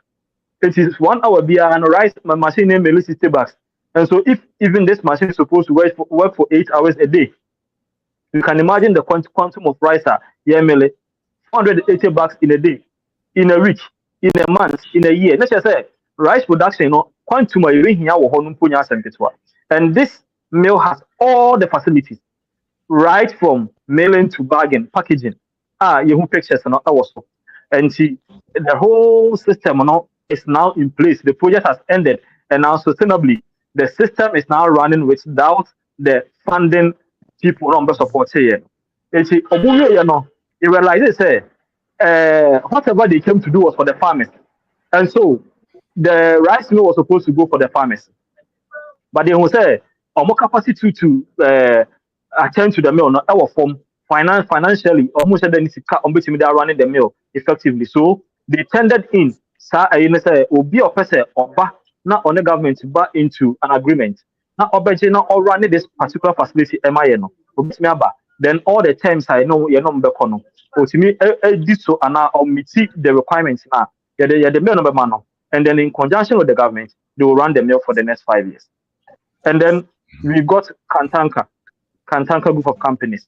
One part of this, which is Nuanshi Ghana Limited, bid for this project, and now they have gotten the project. And officially, as I talk to you now, we have Kantanka Group at a single group right now, manning the whole project.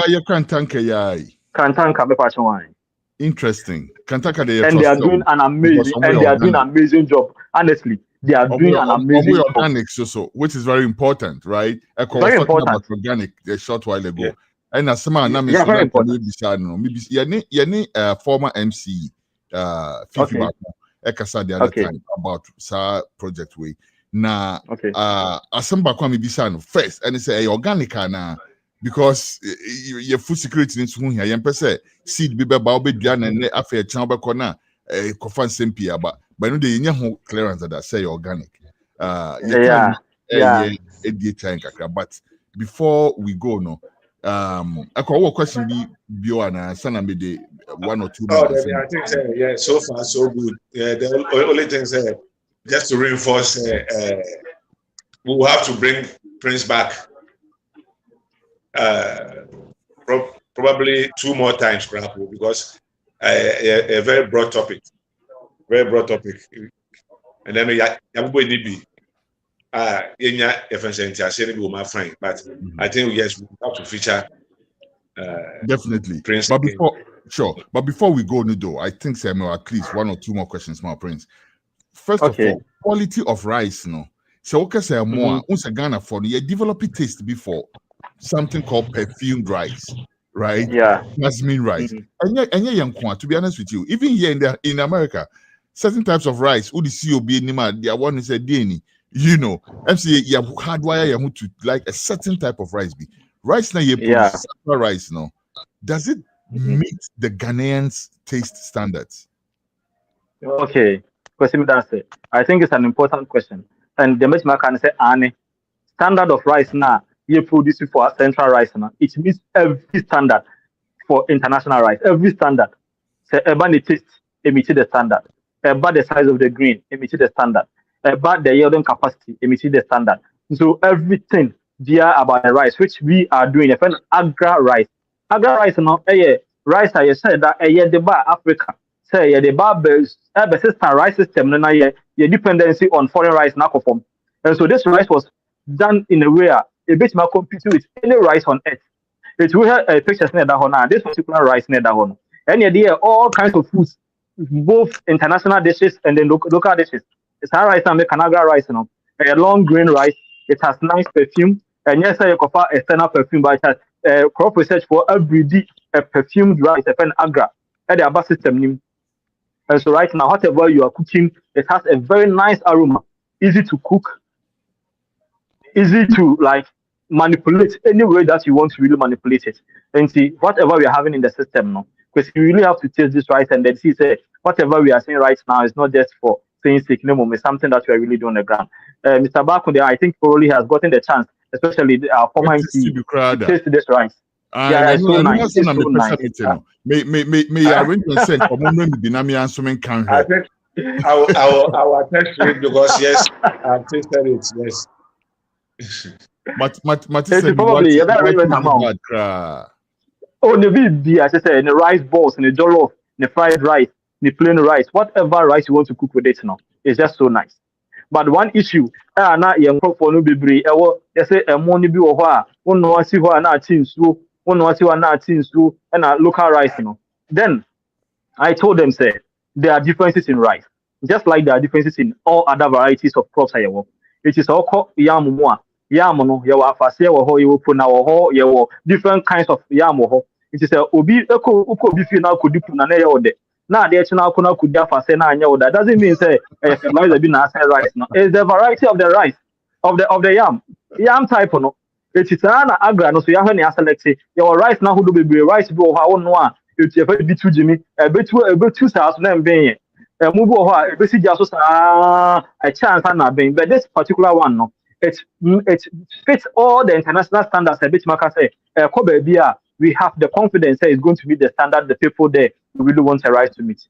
And so Agra rice is here to stay. And I will raise Ubia will see, will test Agra rice, and then from a National Corner, Ubia better to opportunize local rice. Is it available on the market? Because I may China motor, the person Agra rice in Kwan. Is it available? Where can we find it? On the market, no, the Kantanka group of companies, they were taxed by the end of this year. It should flood the market. In the answer now, I'm say they are in the system of procuring a lot of paddy and farmer market, but they still have some in the system, but not as much as you may want it. But in December, they have assured us that in December for Christmas, they are going to have central rice all over the markets of Ghana, all over, and probably even going outside Ghana. Prince, I'm Seba for more than 2 times because definitely. Round up, mommy. It's your segment. Round up now, young moving on to the next segment. But from me, Prince, thank you very much. Why? I look forward to the part 2. Sure, definitely. Thank you. Yo, it's here for the money nasty said. Overcome home in this uncle. I'm saying, it's Shan and Oma be brave. And Commander Yeni, Ura Prince Eddie, and said they can, ye, because you must say, it's empty or why, into Yamabo Suntino.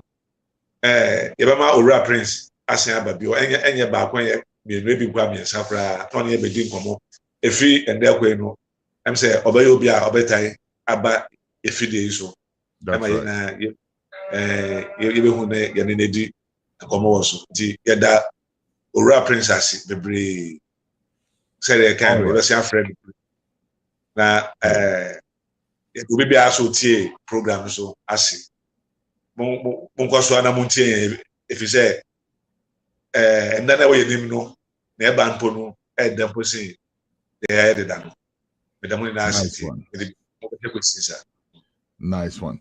And there you had your agric outreach. What an enriching discussion. Like we said, the discussion and to us or Ebebremo later. Thank you very much. When we come back, I hope so we have our other guests ready. If not, we will still see what is ready to go and we will bring it to you. We'll be right back after this short commercial break.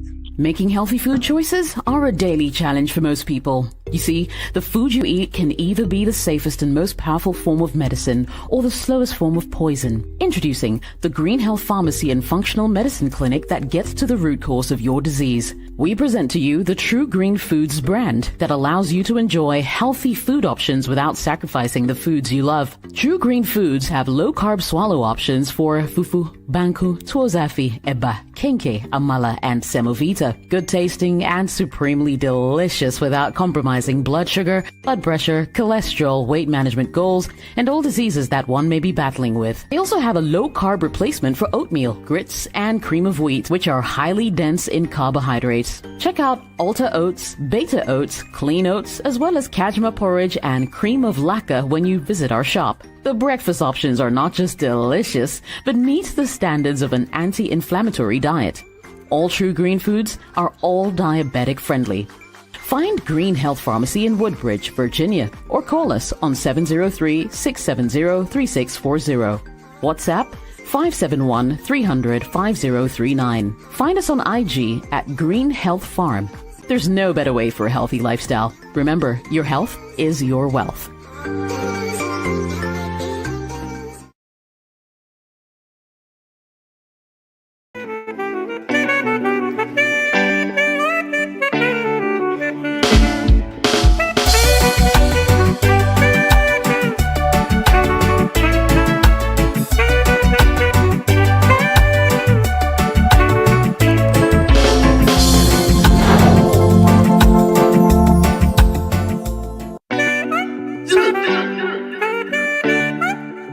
Hot a fire burn them.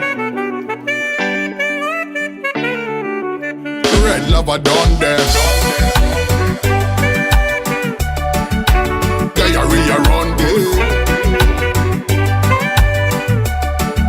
The wrath of God upon them. I am your thief, yourselves on fire. You're killing people every day.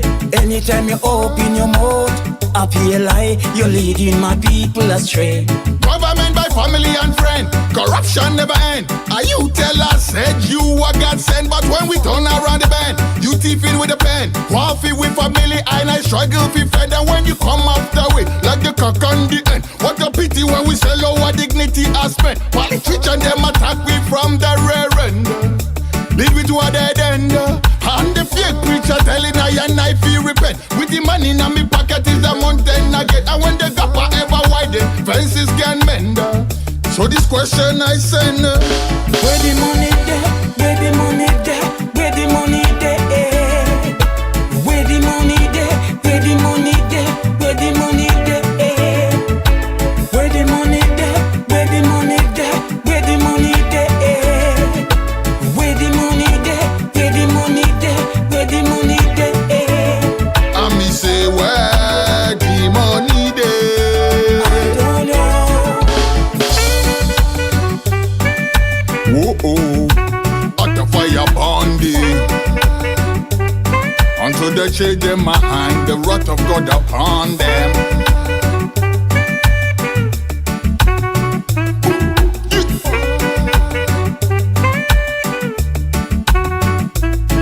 Through your lies and deception, wrong education, you poison yourself one way. But when the church and the state collaborate to keep us in slavery. And by the ballot and the bullet, they put their gun to your head. Them say you have the right to talk, but talk too loud and you dead. It's like them have a different system for the leader and the leader. Hurt to run red. So get the youth boss rise and show them how things be run. If them can't do it, come and make we show them how we done. And we now no more room for them like them days are gone. Up your fire burner. And I mean say, where the money there? Where the money there? Where the money there? Where the money there? Where the money there? Where the money there? Where the money there? Where the money there? Where the money there? Where the money there? Where the money there? Where the money there? and me say where the money there? I don't know. Where the money?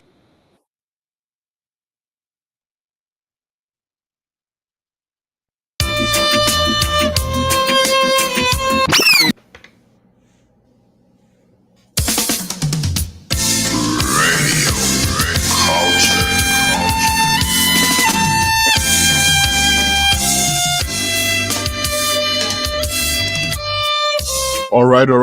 We're still waiting to speak with Hussein Ibrahim, who seems to be having some issues.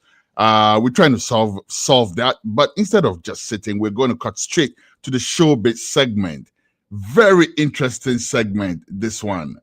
before I bring you my guest for the showbiz segment, Synergy, if you're ready, please get in your seat because this is your segment. You should be in your seat.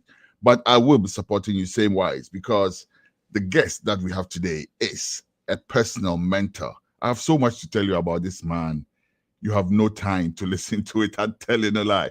But anyways, who am I talking about? Let's check this one out and we will be right back to introduce our guest. You understand? So all my people, you want to sing this one with me or no? Hey! All my ladies, sing this with me. Earth angel, will you be mine? My darling dear, love you all the time. I'm just a fool in love with you.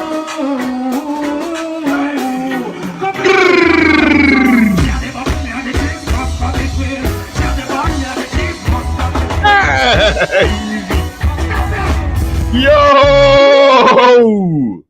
Listen, man. Okay, let me tell you something before I bring on my guest.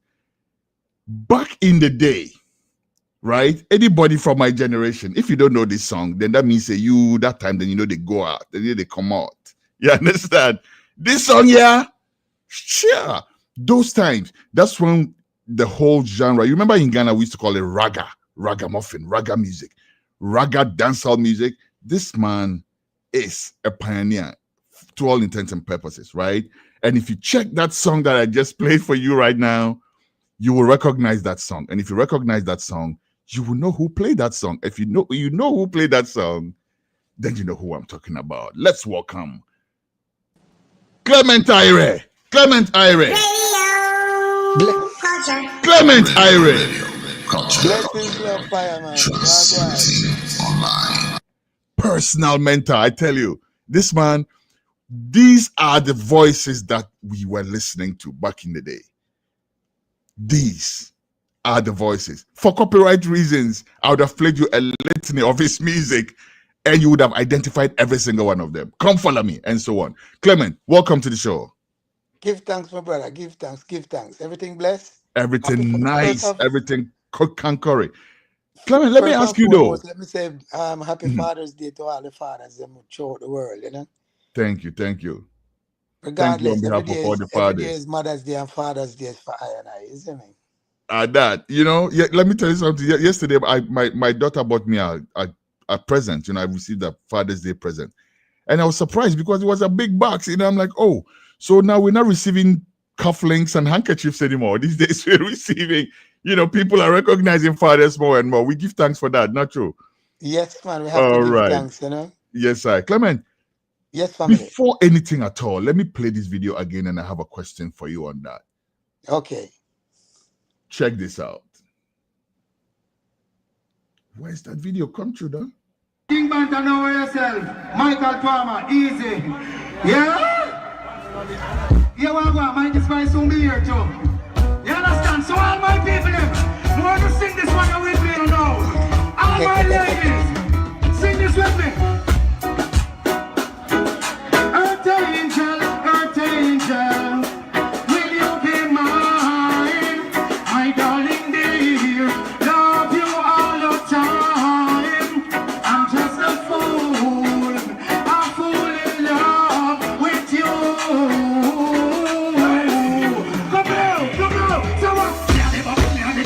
What's go between us? What's go between? Hey! Nah, Joe. Yo, easy, man. Listen, Clement. Yes, family. Where does all that energy come from? Let me tell you something. It's the music. Once you love music, you're going to find energy regardless what type of event it is, what type of music you're singing. Once it comes on to music, the energy is always going to be there. You know what I mean? Sometimes you feel like you don't have it but when you started, you realize that you have more energy than what you really need. But the energy really comes from the music within where you love, you know what I mean? That's true, but still, because you know, like the energy that you put on that stage, you know, no matter how you love that music though. Let's take the music aside for a second. You as a man, Clement, from Yes. you from way back where you look the same. What food you eating? What you drinking? Tell me. Share it. All right. You see, I don't eat meat still. Okay. And I don't I exercise a lot too. I don't drink. Once a while, maybe we take a little burn or something. You know, all our meds are, you know what I mean, write a song or something, find some words. Yeah. Sometimes I have a song where we can't find the right words to use. And I just take two pull and the words them just appear. So it go true. good with music. So me now, whatever time I get a chance, I sleep. I sleep a lot too. Nice. Number one, the main thing for you to stay young, let nothing stress you out, my brother. Whatever you don't have control over, you leave it alone. You understand? Yeah, man. And just be yourself. You know what I mean? Just be yourself. You don't watch others. Just try to be the best version of you day to day. Nice. Try to be the better version of you yesterday, today. You know what I mean? All right. So let's talk about your music now. We put the music aside and talked about you, the man, and your physique and your health and everything and all that. Now let's talk about the music, Clement. Bun and Cheese. That was my introduction to your music. That was also my introduction to that genre of music, right? And not just me, for a lot of people. And I'm very proud to say that I'm one of the people who brought that genre to Ghana.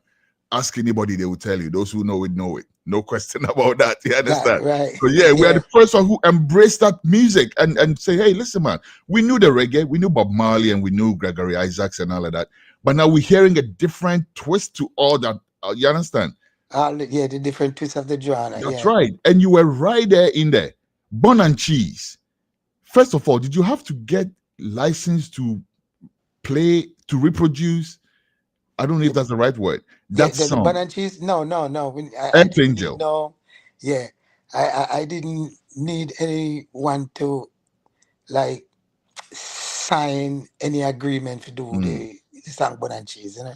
Bun and Cheese is just like back in the day they have this Sky Juice card, you know what I mean? And they always sell Sky Juice. You know, some people call it juice in a bag, but it's nothing but ice, syrup, and water, you know what I mean? So they always sell bun and cheese. So one day, you know, I stop and buy a bun and cheese, and it just dawned on me, you know, bun and cheese, bun and cheese, bun and cheese. And I have it, I linger in my brain for a good 2 months. And all of a sudden, I find myself singing, share the bun, me the cheese, must go between. And that's all I have. I never have no other words to it. You know what I mean? But the chorus part, and then, the chorus part, Earth Angel, right? And we know the song Earth Angel. Ooh, right. Ooh, ooh, da da da, Earth Angel, Earth Angel. So did you need permission to use that as your chorus? No, I didn't need no. All I did was put like adapt to the music, because at the time, if it was now, then I wouldn't know how to register the music. You know what I mean? At the time, I never know who was the writer. I know it was the edition, the new edition. Them sing it, Earth Angel. I didn't know the writer, so I just put adapt and the music. You understand? I want to put adapt now. It's like you're not claiming that it's you wrote the song. You understand? But if you know the writer now, you could say Clement Irie / or you would say edition, or you would say King / Clement Irie. You know what I mean? So you getting full copyright for the song? Yeah, man. Okay. All right. Yeah, and nobody ever approach you and say, hey, listen, my grandfather played that song and we have a share in yours. Say it again, please. Nobody ever approach you and say, hey, my grandfather write the original song there. No. claim some No of one your never approached me. copyright. No one never approached me on that. All right. Come Follow Me. Was that your first song? No, my first song was a song called Magnificent. It come out on Hummingbird label. That was my first song. My second song was Everybody You Fi have to Follow Me. me. Yeah. And then Follow the Shetman Clement Irie. yeah. And then now the Hold on. third one. What did you say there? Follow the is, who? The short man, Clement Irie? Yeah, the You're third not one, short. the third. Huh? You're not short. Well, at least me grow within the passage of time still, you see me? Same. Yeah. So because back then me small still, because my mother small, my father small, so And I want to tell you, out of all of brother and sister, me are the shortest one. Same. Yeah. All right. So yeah, Come Follow Me. Yeah, that was it. That was the first one. The second, the second one. The third one was now. Every person you feel come follow me. Follow the legal shaman Clement Irie. That's the third one. The fourth one now was Leave Out the Drugs Alone. Leave Out the Drugs Alone. The one that brought the trouble. Yes, that's the trouble song. You understand? Even come follow me still, was kind of a trouble song within me and a few artists. You know what I mean? Why? Even because what they are saying is different from what I am saying. Because I said nasty mouth DJ, change your topic. You know what I mean? So they feel like, or they think like, yeah, at them me talking to, you know what I mean? But I'm just speaking in general. I was speaking on a worldwide statement. It's a worldwide statement, not a direct statement to a person, you know what I mean? Let's talk about Leave All the Drugs Alone though, because I had an interview with you years ago, and that thing never left me. You sang that song, and then a well-known, very famous reggae artist of blessed memory still threw bullets at your feet. What was that about? Yeah, well, all right. This is where I come find myself between a rock and a hard place now. I didn't know that this song was causing such an uproar, you know what I mean, within the music community, with the people who within the music community and outside of the music community. I never know that artists would have take it literally so seriously that they would have want to hurt I just for the song. But one night I went to perform down by Landile, a place in Savlamar, Westmoreland. And this is when I found out now that this song is causing an uproar within the music. A famous artist, may God bless him soul, you know what I mean, Gregory Isaac. Gregory Isaacs. Yes, man. Him send a dread come call me, and the dread come to me and say, the soup call me, So at the time I didn't know that them called Gregory Soup. So I said to him, soup, when you talk about soup in Jamaica, it first come to mind is the superintendent at the police station. You know what I mean? Yeah. And then he say, soup call you. So I said to myself, now what did I done for soup call me? And him say, the soup call him, and I said, listen, I don't know who needs soup in a brother. So you tell the soup come to me, and he say, Gregory. I say, oh, then that if you say, man, the world know who Gregory is, the world don't know who soup is. So me I walk go towards him, and him I walk come towards me, and him said, you see, you're a good artist, you're gonna reach far. But you see, when me and you on show, you see that's Jugs tune that, leave it alone, else I'll beat you. What's it, lad? I hope it don't fly through. That simply mean I hope it don't go through one ears and come through the other. You understand? So, forgive me for my voice, I come here under the weather still, but I said it goes. So that's the first time now I realized that this song is causing a problem. Then couple months later, I went to perform for a producer named Philip Fattis. May God also bless him soul, you know. And I reached in the yard. It was 56 Slipe Road. Penthouse on one side and Gussie Clark studio on the other side. So we go in, me see Gregory Isaac and Fattis outside in the yard. Him stand up and him lean up on the wall. So when we go in now and see him, both of us I make 4. And him said to me, he say, DJ, come here. And me see him go in and pocket, you know, so me check, say, well, I send him out, send me out, I'm out, give me something, you know. I go in and pocket and say, all the while you sing about coke and crack like me I sing about, you will get 2 of them PC here. I don't really want to say the actual word on your program, you see me? But him say, you will get 2 of them PC, and I start laugh, and then gun come out, and Fatty say, hey, come on, man, you know, you can't do that. Well, anyhow, Wow. I Well, how did laugh. you feel? How did you feel? Were you scared? Were you intimidated? Were you like, oh shoot? Yeah, well, How did you no, feel? well, at the time, no, intimidation can't go on with me, you know, because me grew around rough people, you know, so the intimidation was out of it. You know what I mean? Me just laugh. And him say, if me think it's joke, that's when the gun come out. You see? And then Fatty says, no, you can't go on with this. So me say, what you want to do? Shoot me for your song? Wow. And he say, we are sing song like me I sing, but me said, but me never call the name of that song, brother. So how would you know you me talking? How did that affect your career? We have to wrap it Big up time, soon. man, But how big did that time. affect your career, Clement? Yeah, man, big time, man. Me not joke about it, man, big time. I saw me have a runway. Because guess what now? Everywhere I go to perform, you have the man them who I take it. Say me I sing about them. The man them who selling it. Say me I try stop them food. How many places me go to Jamaica, man, and gun back in my face, man. And said, don't come back up here and sing them song there. Me go all a place. Long story short, me, Flower Gun and Daddy Lizard went to perform at a place them call him Breezes.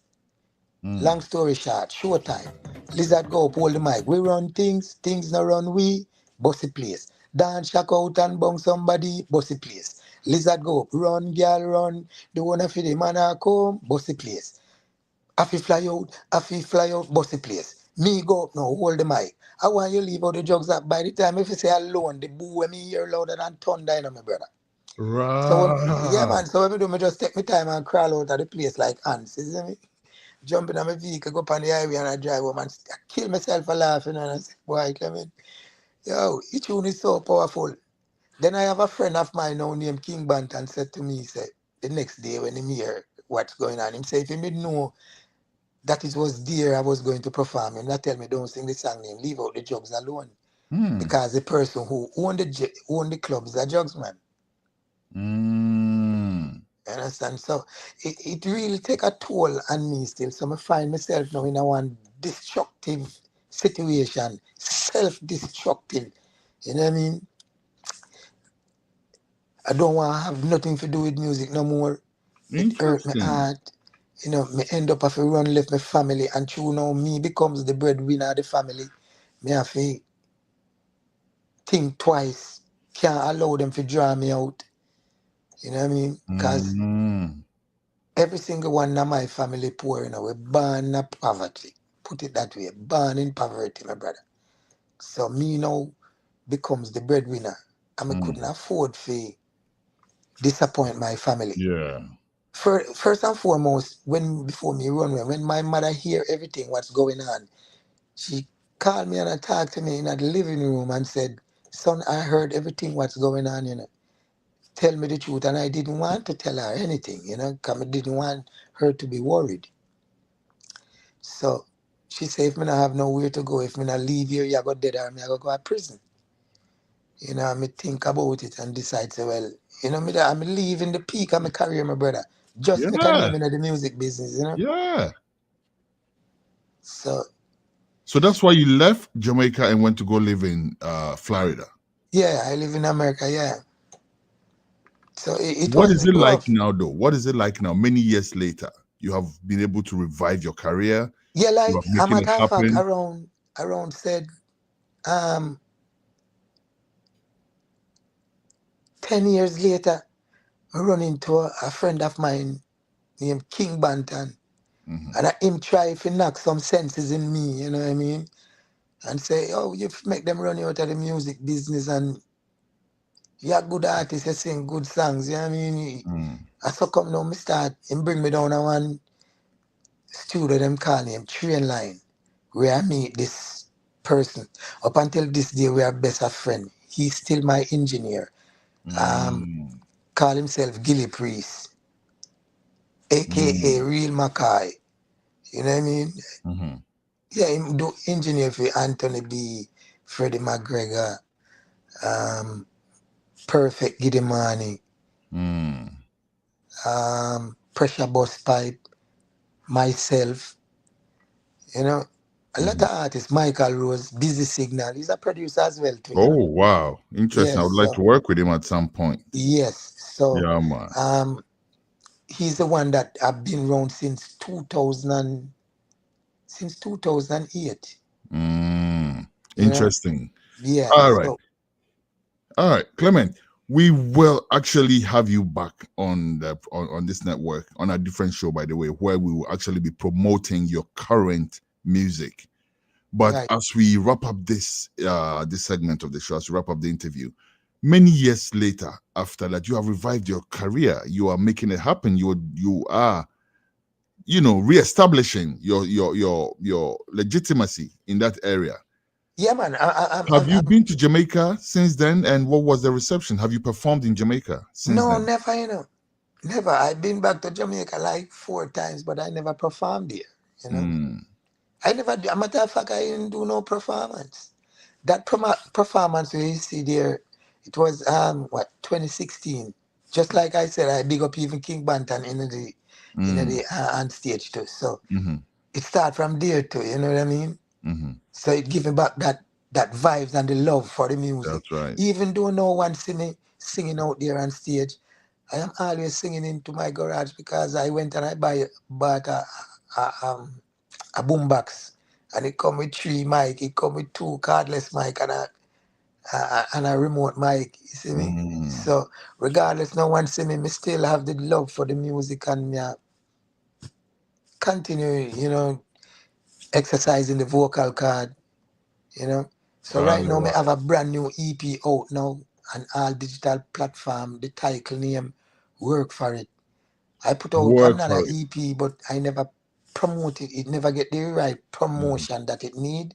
So I'm going to revamp it and promote it again. Nice. No, stick a pin. Watch this. Captured a Clement Irie once more There to the you world, go. letting you know that I have a brand new EP out on all digital platform. The title name, Work For It. When we say the title name, Work For It. I want to hear them check it out. Don't miss out. Hey. Radio culture. Promote positive music. The children them need it. Crank up a Clement again. Yeah, man. So Crank up a Clement again. yeah, Yes, crank up. Yeah, work crank for up. it. Yeah, man. Where can Crank we up the find roll of work it. for it, Clement? Where can we find work for it? And we will be back, like I said, to do a more in-depth promotion of work for it. But till then, if anybody want to be ahead of the curve already, Yeah, where man. can we find work for it? Yeah, everybody can find it on Apple Music. Apple it's on Music. Apple Music. It's on Tidal. You can get it at Amazon. You can get it at Spotify. Yeah, it's on all major platforms, man. All major platforms. Yeah, man. Once you type in Clement Irie Work For It, you will see it come up. Definitely. Clement, enough thanks, And as I said, we will have you back for a more extended period of time. We'll talk to you for a complete hour where we can showcase Work For It for everybody to have a feel of it. Until such times, my brother. Yes, family. Give thanks again. Every time. And sorry for the voice still because to me under the weather and things. Me see that because you've normally more boisterous than this. Yeah, man. But the energy love more still. Up and thing, you see me? Love still. Greetings to Anthony B. Tell him say we have a next tune if he put on. All right, no problem. I will let him know that. Every time. One love, Clement. Yeah, manners are respect king. Every time. Give thanks. Let's bow out with once more this performance. I can't have enough of this. Hold on. Clement Irie. One more time. Where's that video? Put it up. Newsroom, put up that video for me. Where is it? Guys, come on. There it is. Clement Irie. One more time. Until such times. Thank you. Man, as I respect you. Every time.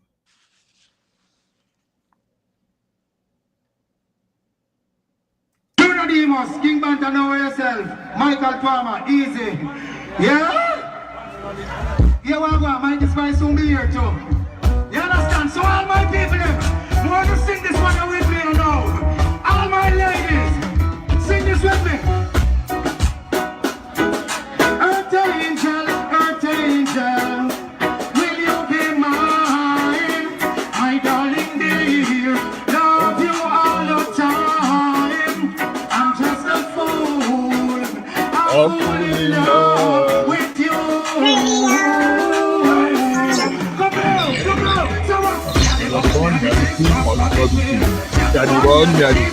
Easy. Yo, can't have enough. Yeah, man. Listen, all the Gen Zs who never heard this song before, go look for it.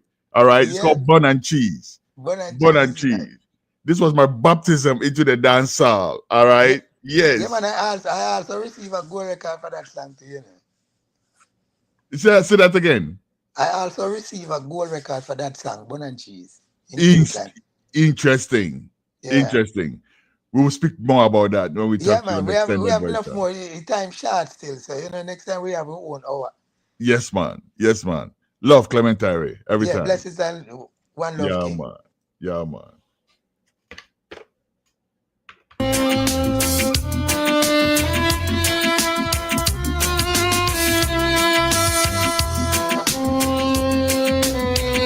And that is the man Synergy with the showbiz segment. Synergy, my dear first part of Uena Yamao, because this artist that we just spoke with, like I said, it's a personal mentor of mine. So I helped you small with your showbiz segment. Take it away for the next 10 minutes. What's up? What's going on with the showbiz? Hello, can you hear me? I hope you can hear me. Yeah, this is one of the people that really gives you the vibe when it comes to dancehall. So I was really enjoying the interview, especially with that Bun and Cheese. Over, let's say, if I'm not mistaken, over 10 or 13 years ago, right? Yeah, it's been a while. It's was it 10 or 13? No, it's been over 20 to 30 years. 30 years. He's very handsome. He looks really good. He's not a kid. Yeah. Bun and Cheese. When Bun and Cheese came out, no, I was in secondary school. I was in like Form 3 thereabouts. It's been over 30 years. It's and then that's some kind of king. You know. Yeah, it's been a very long time. It's been a very long time. All right, Synergy. What else is going on the Ghanaian front?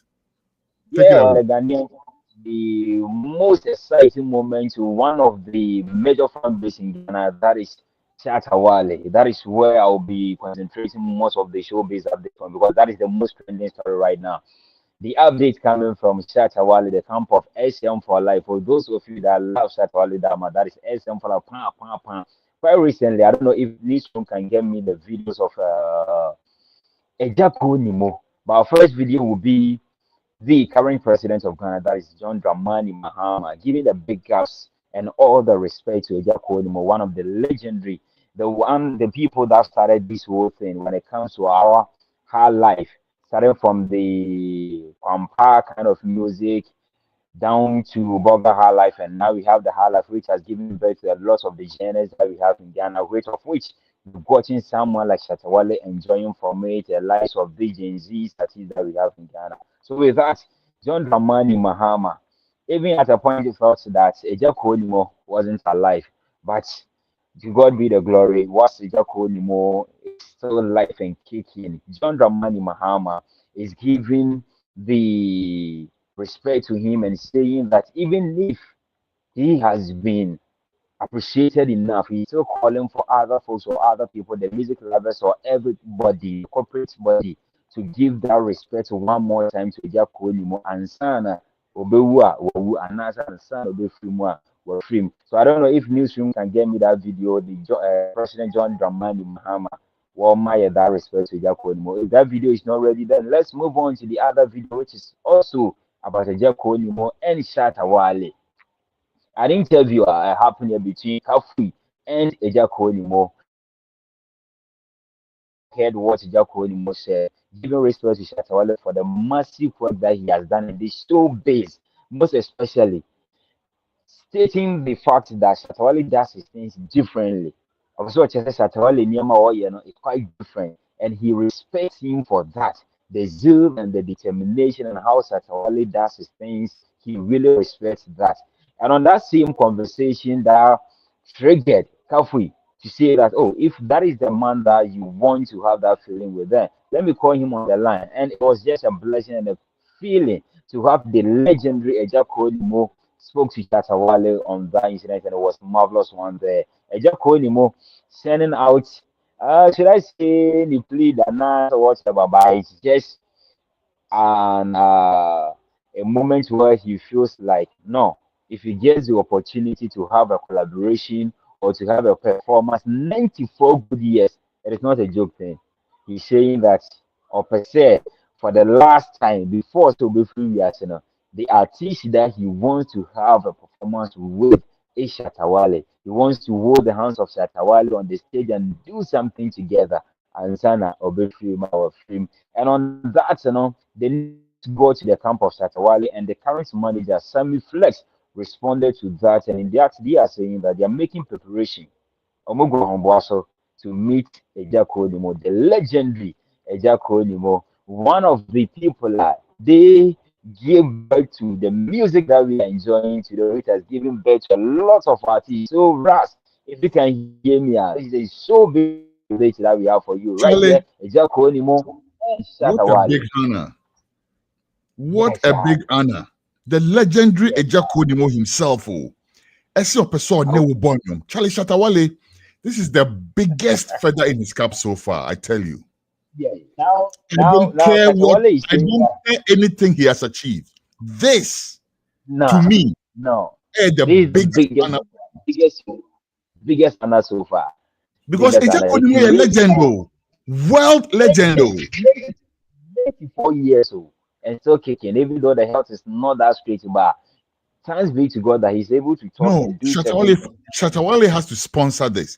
He has to leave everything he's doing and go over and make sure that this happens as soon as possible. No time to wait. This is not a matter of putting things together a month or a year later. No, this is just kick it on. Let's go. We might not know what's happening tomorrow. Just some hype. This is massive. Newsroom is not ready with that story. Would have played it for everyone to have a watch at it. Newsroom, if you have the video played for us, if not, I'll send it time no echo kakra. And then Father's Day, my children are taking me out to go eat, so I want to go. Please, what next story? Come say or say report. For that massive collaboration to happen, we're all waiting for that massive collaboration to happen. But until that, Synergy right here on Showbiz Update. Ras, you can take it on. Thank you very much, Synergy. Next time, you best sign Asia Synergy Biome when he brings us an update on Showbiz. Thank you very much. Let's go on to our reports. Reporters, if you are ready, please come in the green room and let's make this happen straight away. In the meantime, let's go for a short commercial break.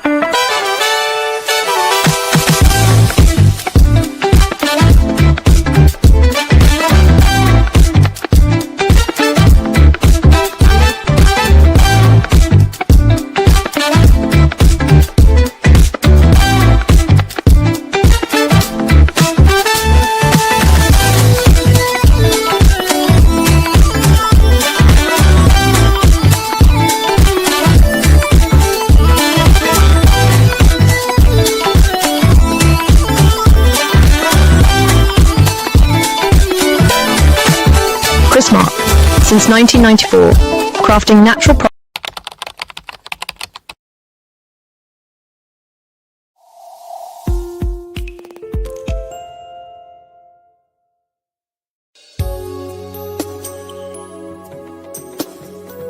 Welcome to Tucson Hotel, your ultimate home away from home. Located in the serene town of Ejisu Echakrum, just off the Jabin Road, we offer you a haven of comfort and luxury.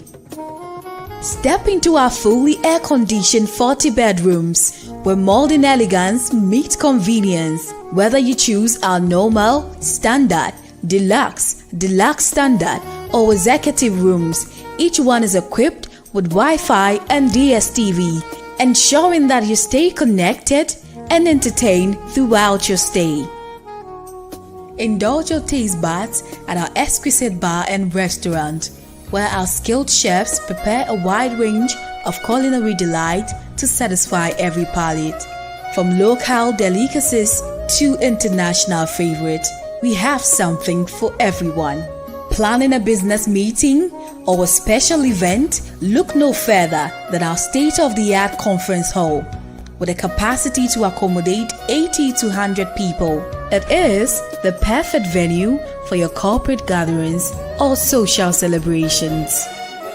But that's not all. We proudly boast the largest recreational center in the Ejisu municipality. With a capacity to accommodate up to 2,000 people, it is the ideal location for concerts, weddings, and other grand events. It comes with 4 fully air-conditioned bedrooms and a kitchen as one package. Our luxury cars are also available for rent. Drive like a boss. To experience true hospitality and unmatched comfort, contact us today. Our friendly staff is ready to assist you. You can reach us at 0244 654 458, 0246 505 327, or 0241 418645. You can also email us at info@tucsonhotel@gmail.com. Tucson Hotel, your home away from home.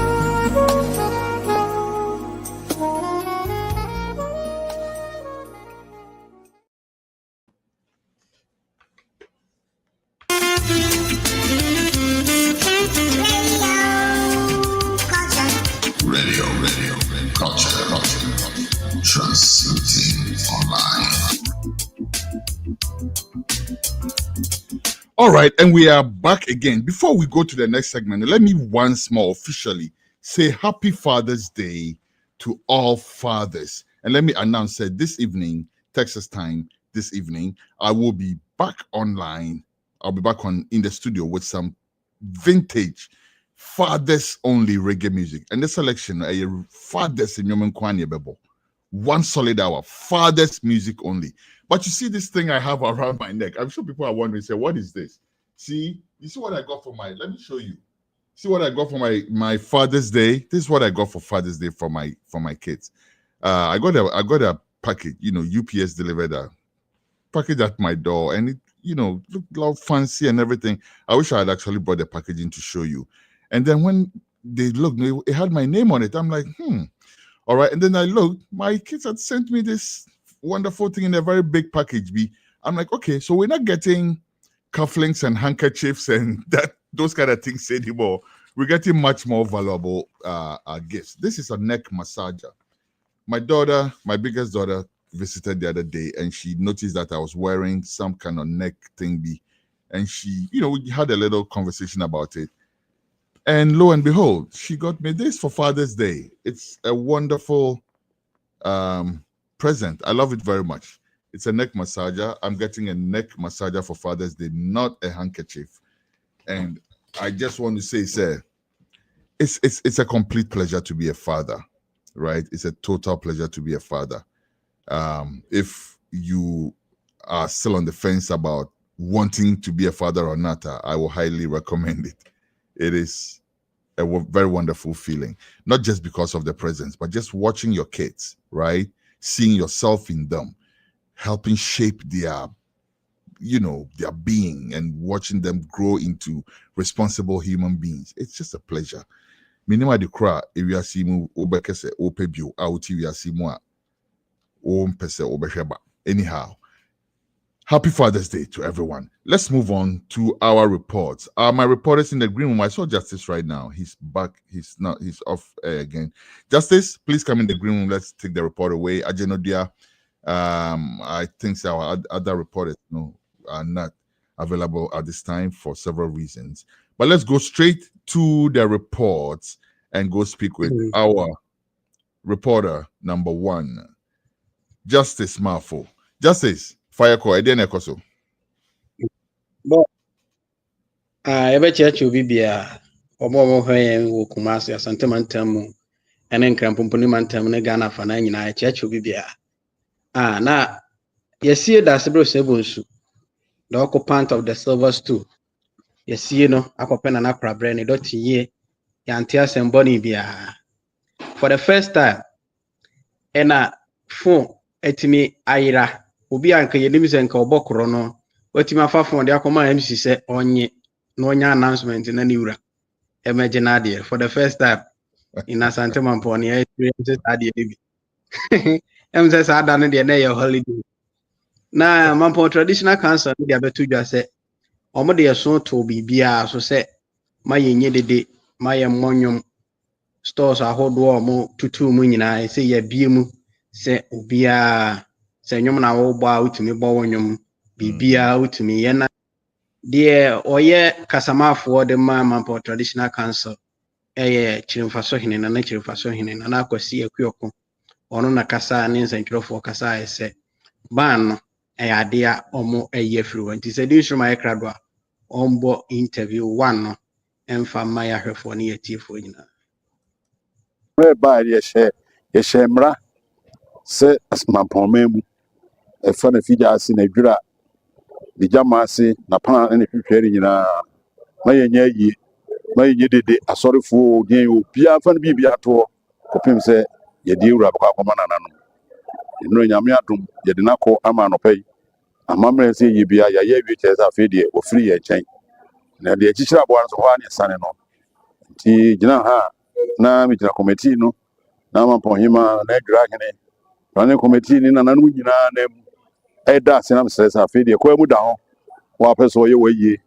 wa peso bo twene formation center bibia de nsa to so bia e kwan da ho wonya ne sa man abribia bibe ba no mo tia man na mu tie man so a de fata se ye mo wa abra mo wie no ne de aseda ma e da wiase nyina ase e da santeman ase de Ghana man ase penifo ba ye nyina mampani for dada mienu president Kufo ne Kufo Ado no mampani na nkasa ne omo ba ye nyina aseda na de ma obi ase mo aboa ye ne antimuso ntia asan na bibia e boko amaye e da mo akese kitu no ko ye wura ati ko so dumfo setu no bedani kuro ye ni me hu sampa ade obi na ewe bi to bia wotie bia na hu no anu abo mu ase ama se da na se ne no odo a obi kire Mampɔman e fa ni nua kuma na Mampɔhene de di fa hene a na ma frɛ ne kura na mamre ne amani wo nyina itimi ye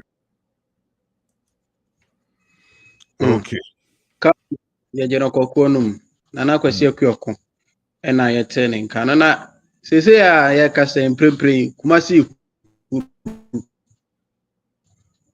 ye blue light na ye nya ne nte ye te se ejadam ampa ye de ni koto ho no mo kwehwe ya ejadam blue light she start ahomachi no num 5 am and start she empadimfo pii na be ye donations ahodo na nkrofo o mo stores hyehye ye no master te ye renovation renovate bo plastering ne ade na Kumasi mayor Kezuba ma wo mo woni se dabi walls ne sa you know edan no ija fom nti ahode na ewo mu no eso ate nti mo hwe na mo mfa eso nto so na mo breaki na mpadimfo mfa hyehye ngu akwa mu na store no yemubu ni nyina na yenzi no foforo enso adwadefo ni bi so o mo nte ase o master te a o mo ye renovation eno na KMA Kumasi mayor Kezuba se omo nton krakra wori beba ahoso no na ya dwudi stores ni nyina to agu enya fe no mo be announcement said that say ye ba be juri stores ni nyina to agu ti ka kum ya gine kwakuo no interview 2 na ye krado a newsroom mombo video no fa mame seni why ye adwuma usika wabo no nyina eja ba be no ena yama won futo se edan na wo mu no osi ebu no eja dan ni sa asisi wa dako ebebu akum nipa eba sa na me nso manye madwuma ye nti osi ebu na yesi ne foforo nti woni ode plaster etata ho nyina de me kan se dako obeku fie obeda ne dan ni nyina ni ho nti de one store ode bibia ko store bi onyi because adama bebu men kayo madka atre wo mun several times e bubu dan no ada e babu no yanya announcement obeba na ebu nti obi bi wo ma sa ase na yi kwata by 31st July na dan nsio ebebu e de afio na ye ne o matna ase na ye sini fofo ka kum ye gine kwekwe no mampa kuma se mayo o na all kind of pain say wo ba hwe ni ya wo ba 31st no na dan ni nsi ho affirmatively also mame enti no they say nkrofo start here omo yi omo ne ma free stores no na ukọ hello from chi horomo a horomo na renovation e koso omo so start here project no omo so atwe asensen cement ahodo e wo horomo nyina so omo packet na se omo de enka mayo amekasa de ankoma yo maje se stores no omo ankasa isi wo ma de sika kakra omo anya omo ahase a omo si na no so kire se wabeka ne dia omo etia na omo start comply a omo generally omo twa adwuma ne so na omo yi omo no man so efi ho aha se on se odika beka se omo hyehye omo niam wo kwan ho no omo hwe no omo nyi nti sa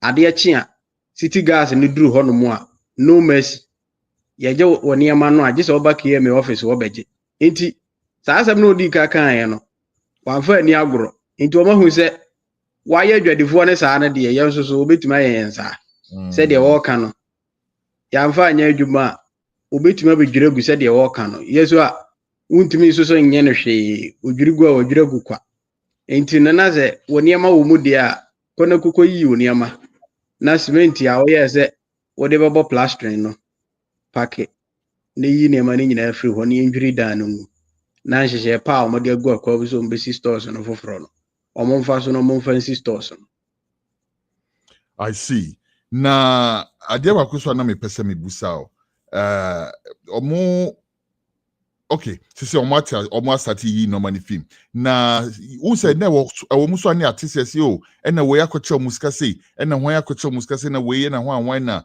Brian Champion na ho anwan makoche nti saska ni na sisi hemfa na ewo na enye no na kede ato cement an kede isi afa yesemi nsi biom wo se sasem na sasem ye bibi kakra wa na me na menti ase saska na ngasa de ewo ho saska no e leadership no ewo chairman ho no de dane ye ne kasa aha ne ho ne momwe ne de ye individually omo angasa omo pese omo starting intem no omo na ye renovation wo ho no mo pese omo na we ne individual project me ye be commend Zuba because osha south structure ye si ho ya there's no way I was in Ipakum.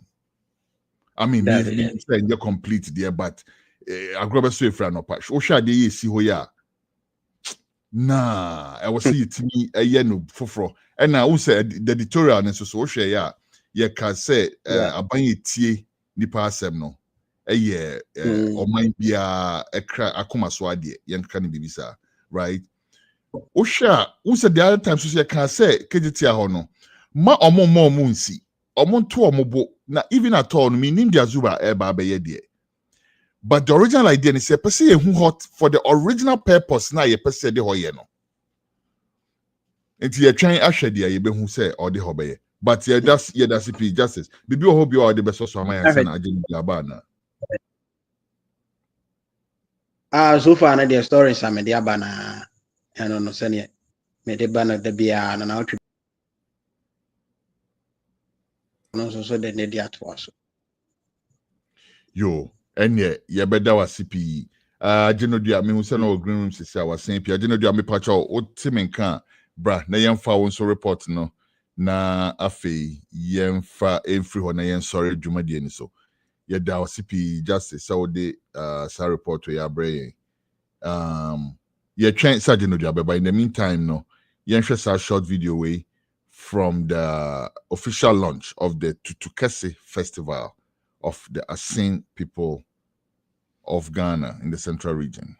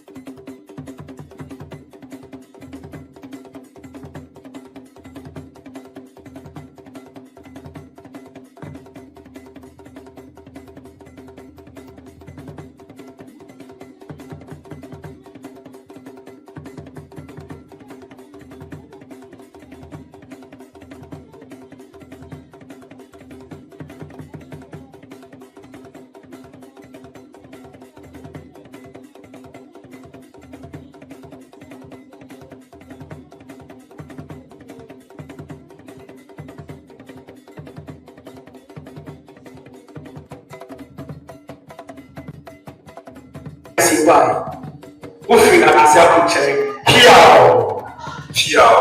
You know what I say? So I say how many no yet say every. You better want to make it so. Undo. See if you make it so you are not getting empire. See the empire exercise so you are not one. Before we change here, I am a was a fellow. You be friend Reverend Father Joseph Afo. Now I'm here to walk in pie. So my friends say, "What was the boy? She not a father."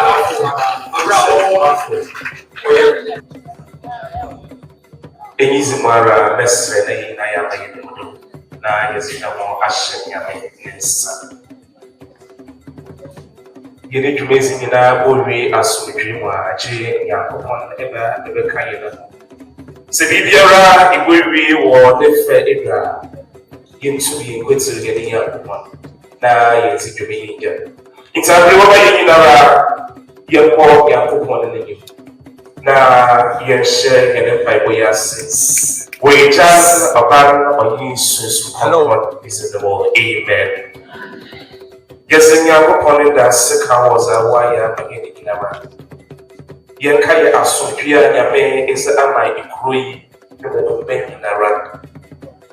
Yankai Penifar, your opponent is a one actually equally. Yankai is a shepherd and you putra. Aba ekroyimo ni nara ye yakopon na do ekuti boma yina yenda yakopon asi finina komen was a wire again is a wire na ekroyi no mo embe ni nara odo fi mo bro fo yakopon ebi aberi woman yenda wase akaye no do wa abra so isi ye ni ekroyi aberi modu. It's a player was say, "Oh, when you fly, it's a other chair of money. The one share of money, the one of money or assets not in photo."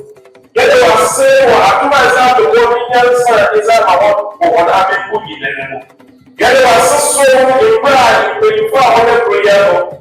Is it see whether you let a fee, what is the share of a fashion, and for the way?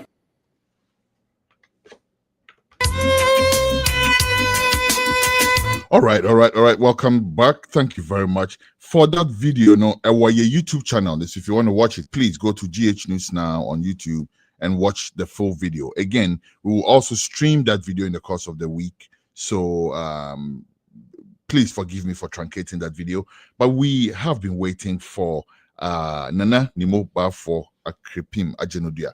I'm called the reporter Brian, but you're trying on Barrington. We're going to wrap up the show for today. Next week, God willing, we will be back with another show. We do apologize for not being able to bring you our second guest also, Ibrahim Hussein. We'll try to bring you Ibrahim Hussein next week, God willing. And to our fashion, you better that up a spokesperson and a bidding common. So as you watch the video, we can actually also speak about the video. Thank you very much for sitting in with us today. My name is Kwesi Eson Bako, reaching you from Studio 1 in Texas, USA. I say a big thank you to my team in Studio 2, Kumasi. Medamu ina amasipa say every week be a more day muhu mutu muhu si or say ye be kan nsema ehu hia e de akire amanfo nyina na every time be answer no we show up to do exactly that. Thank you very much. Once again, my name is Kwesi Sonbako. I come in peace, I come not to please. Thank you for checking in with us on iCulture TV, Radio Culture. It's been my total pleasure. Next week, God willing, we should be back again. Until such times, thank you very much and goodbye for now.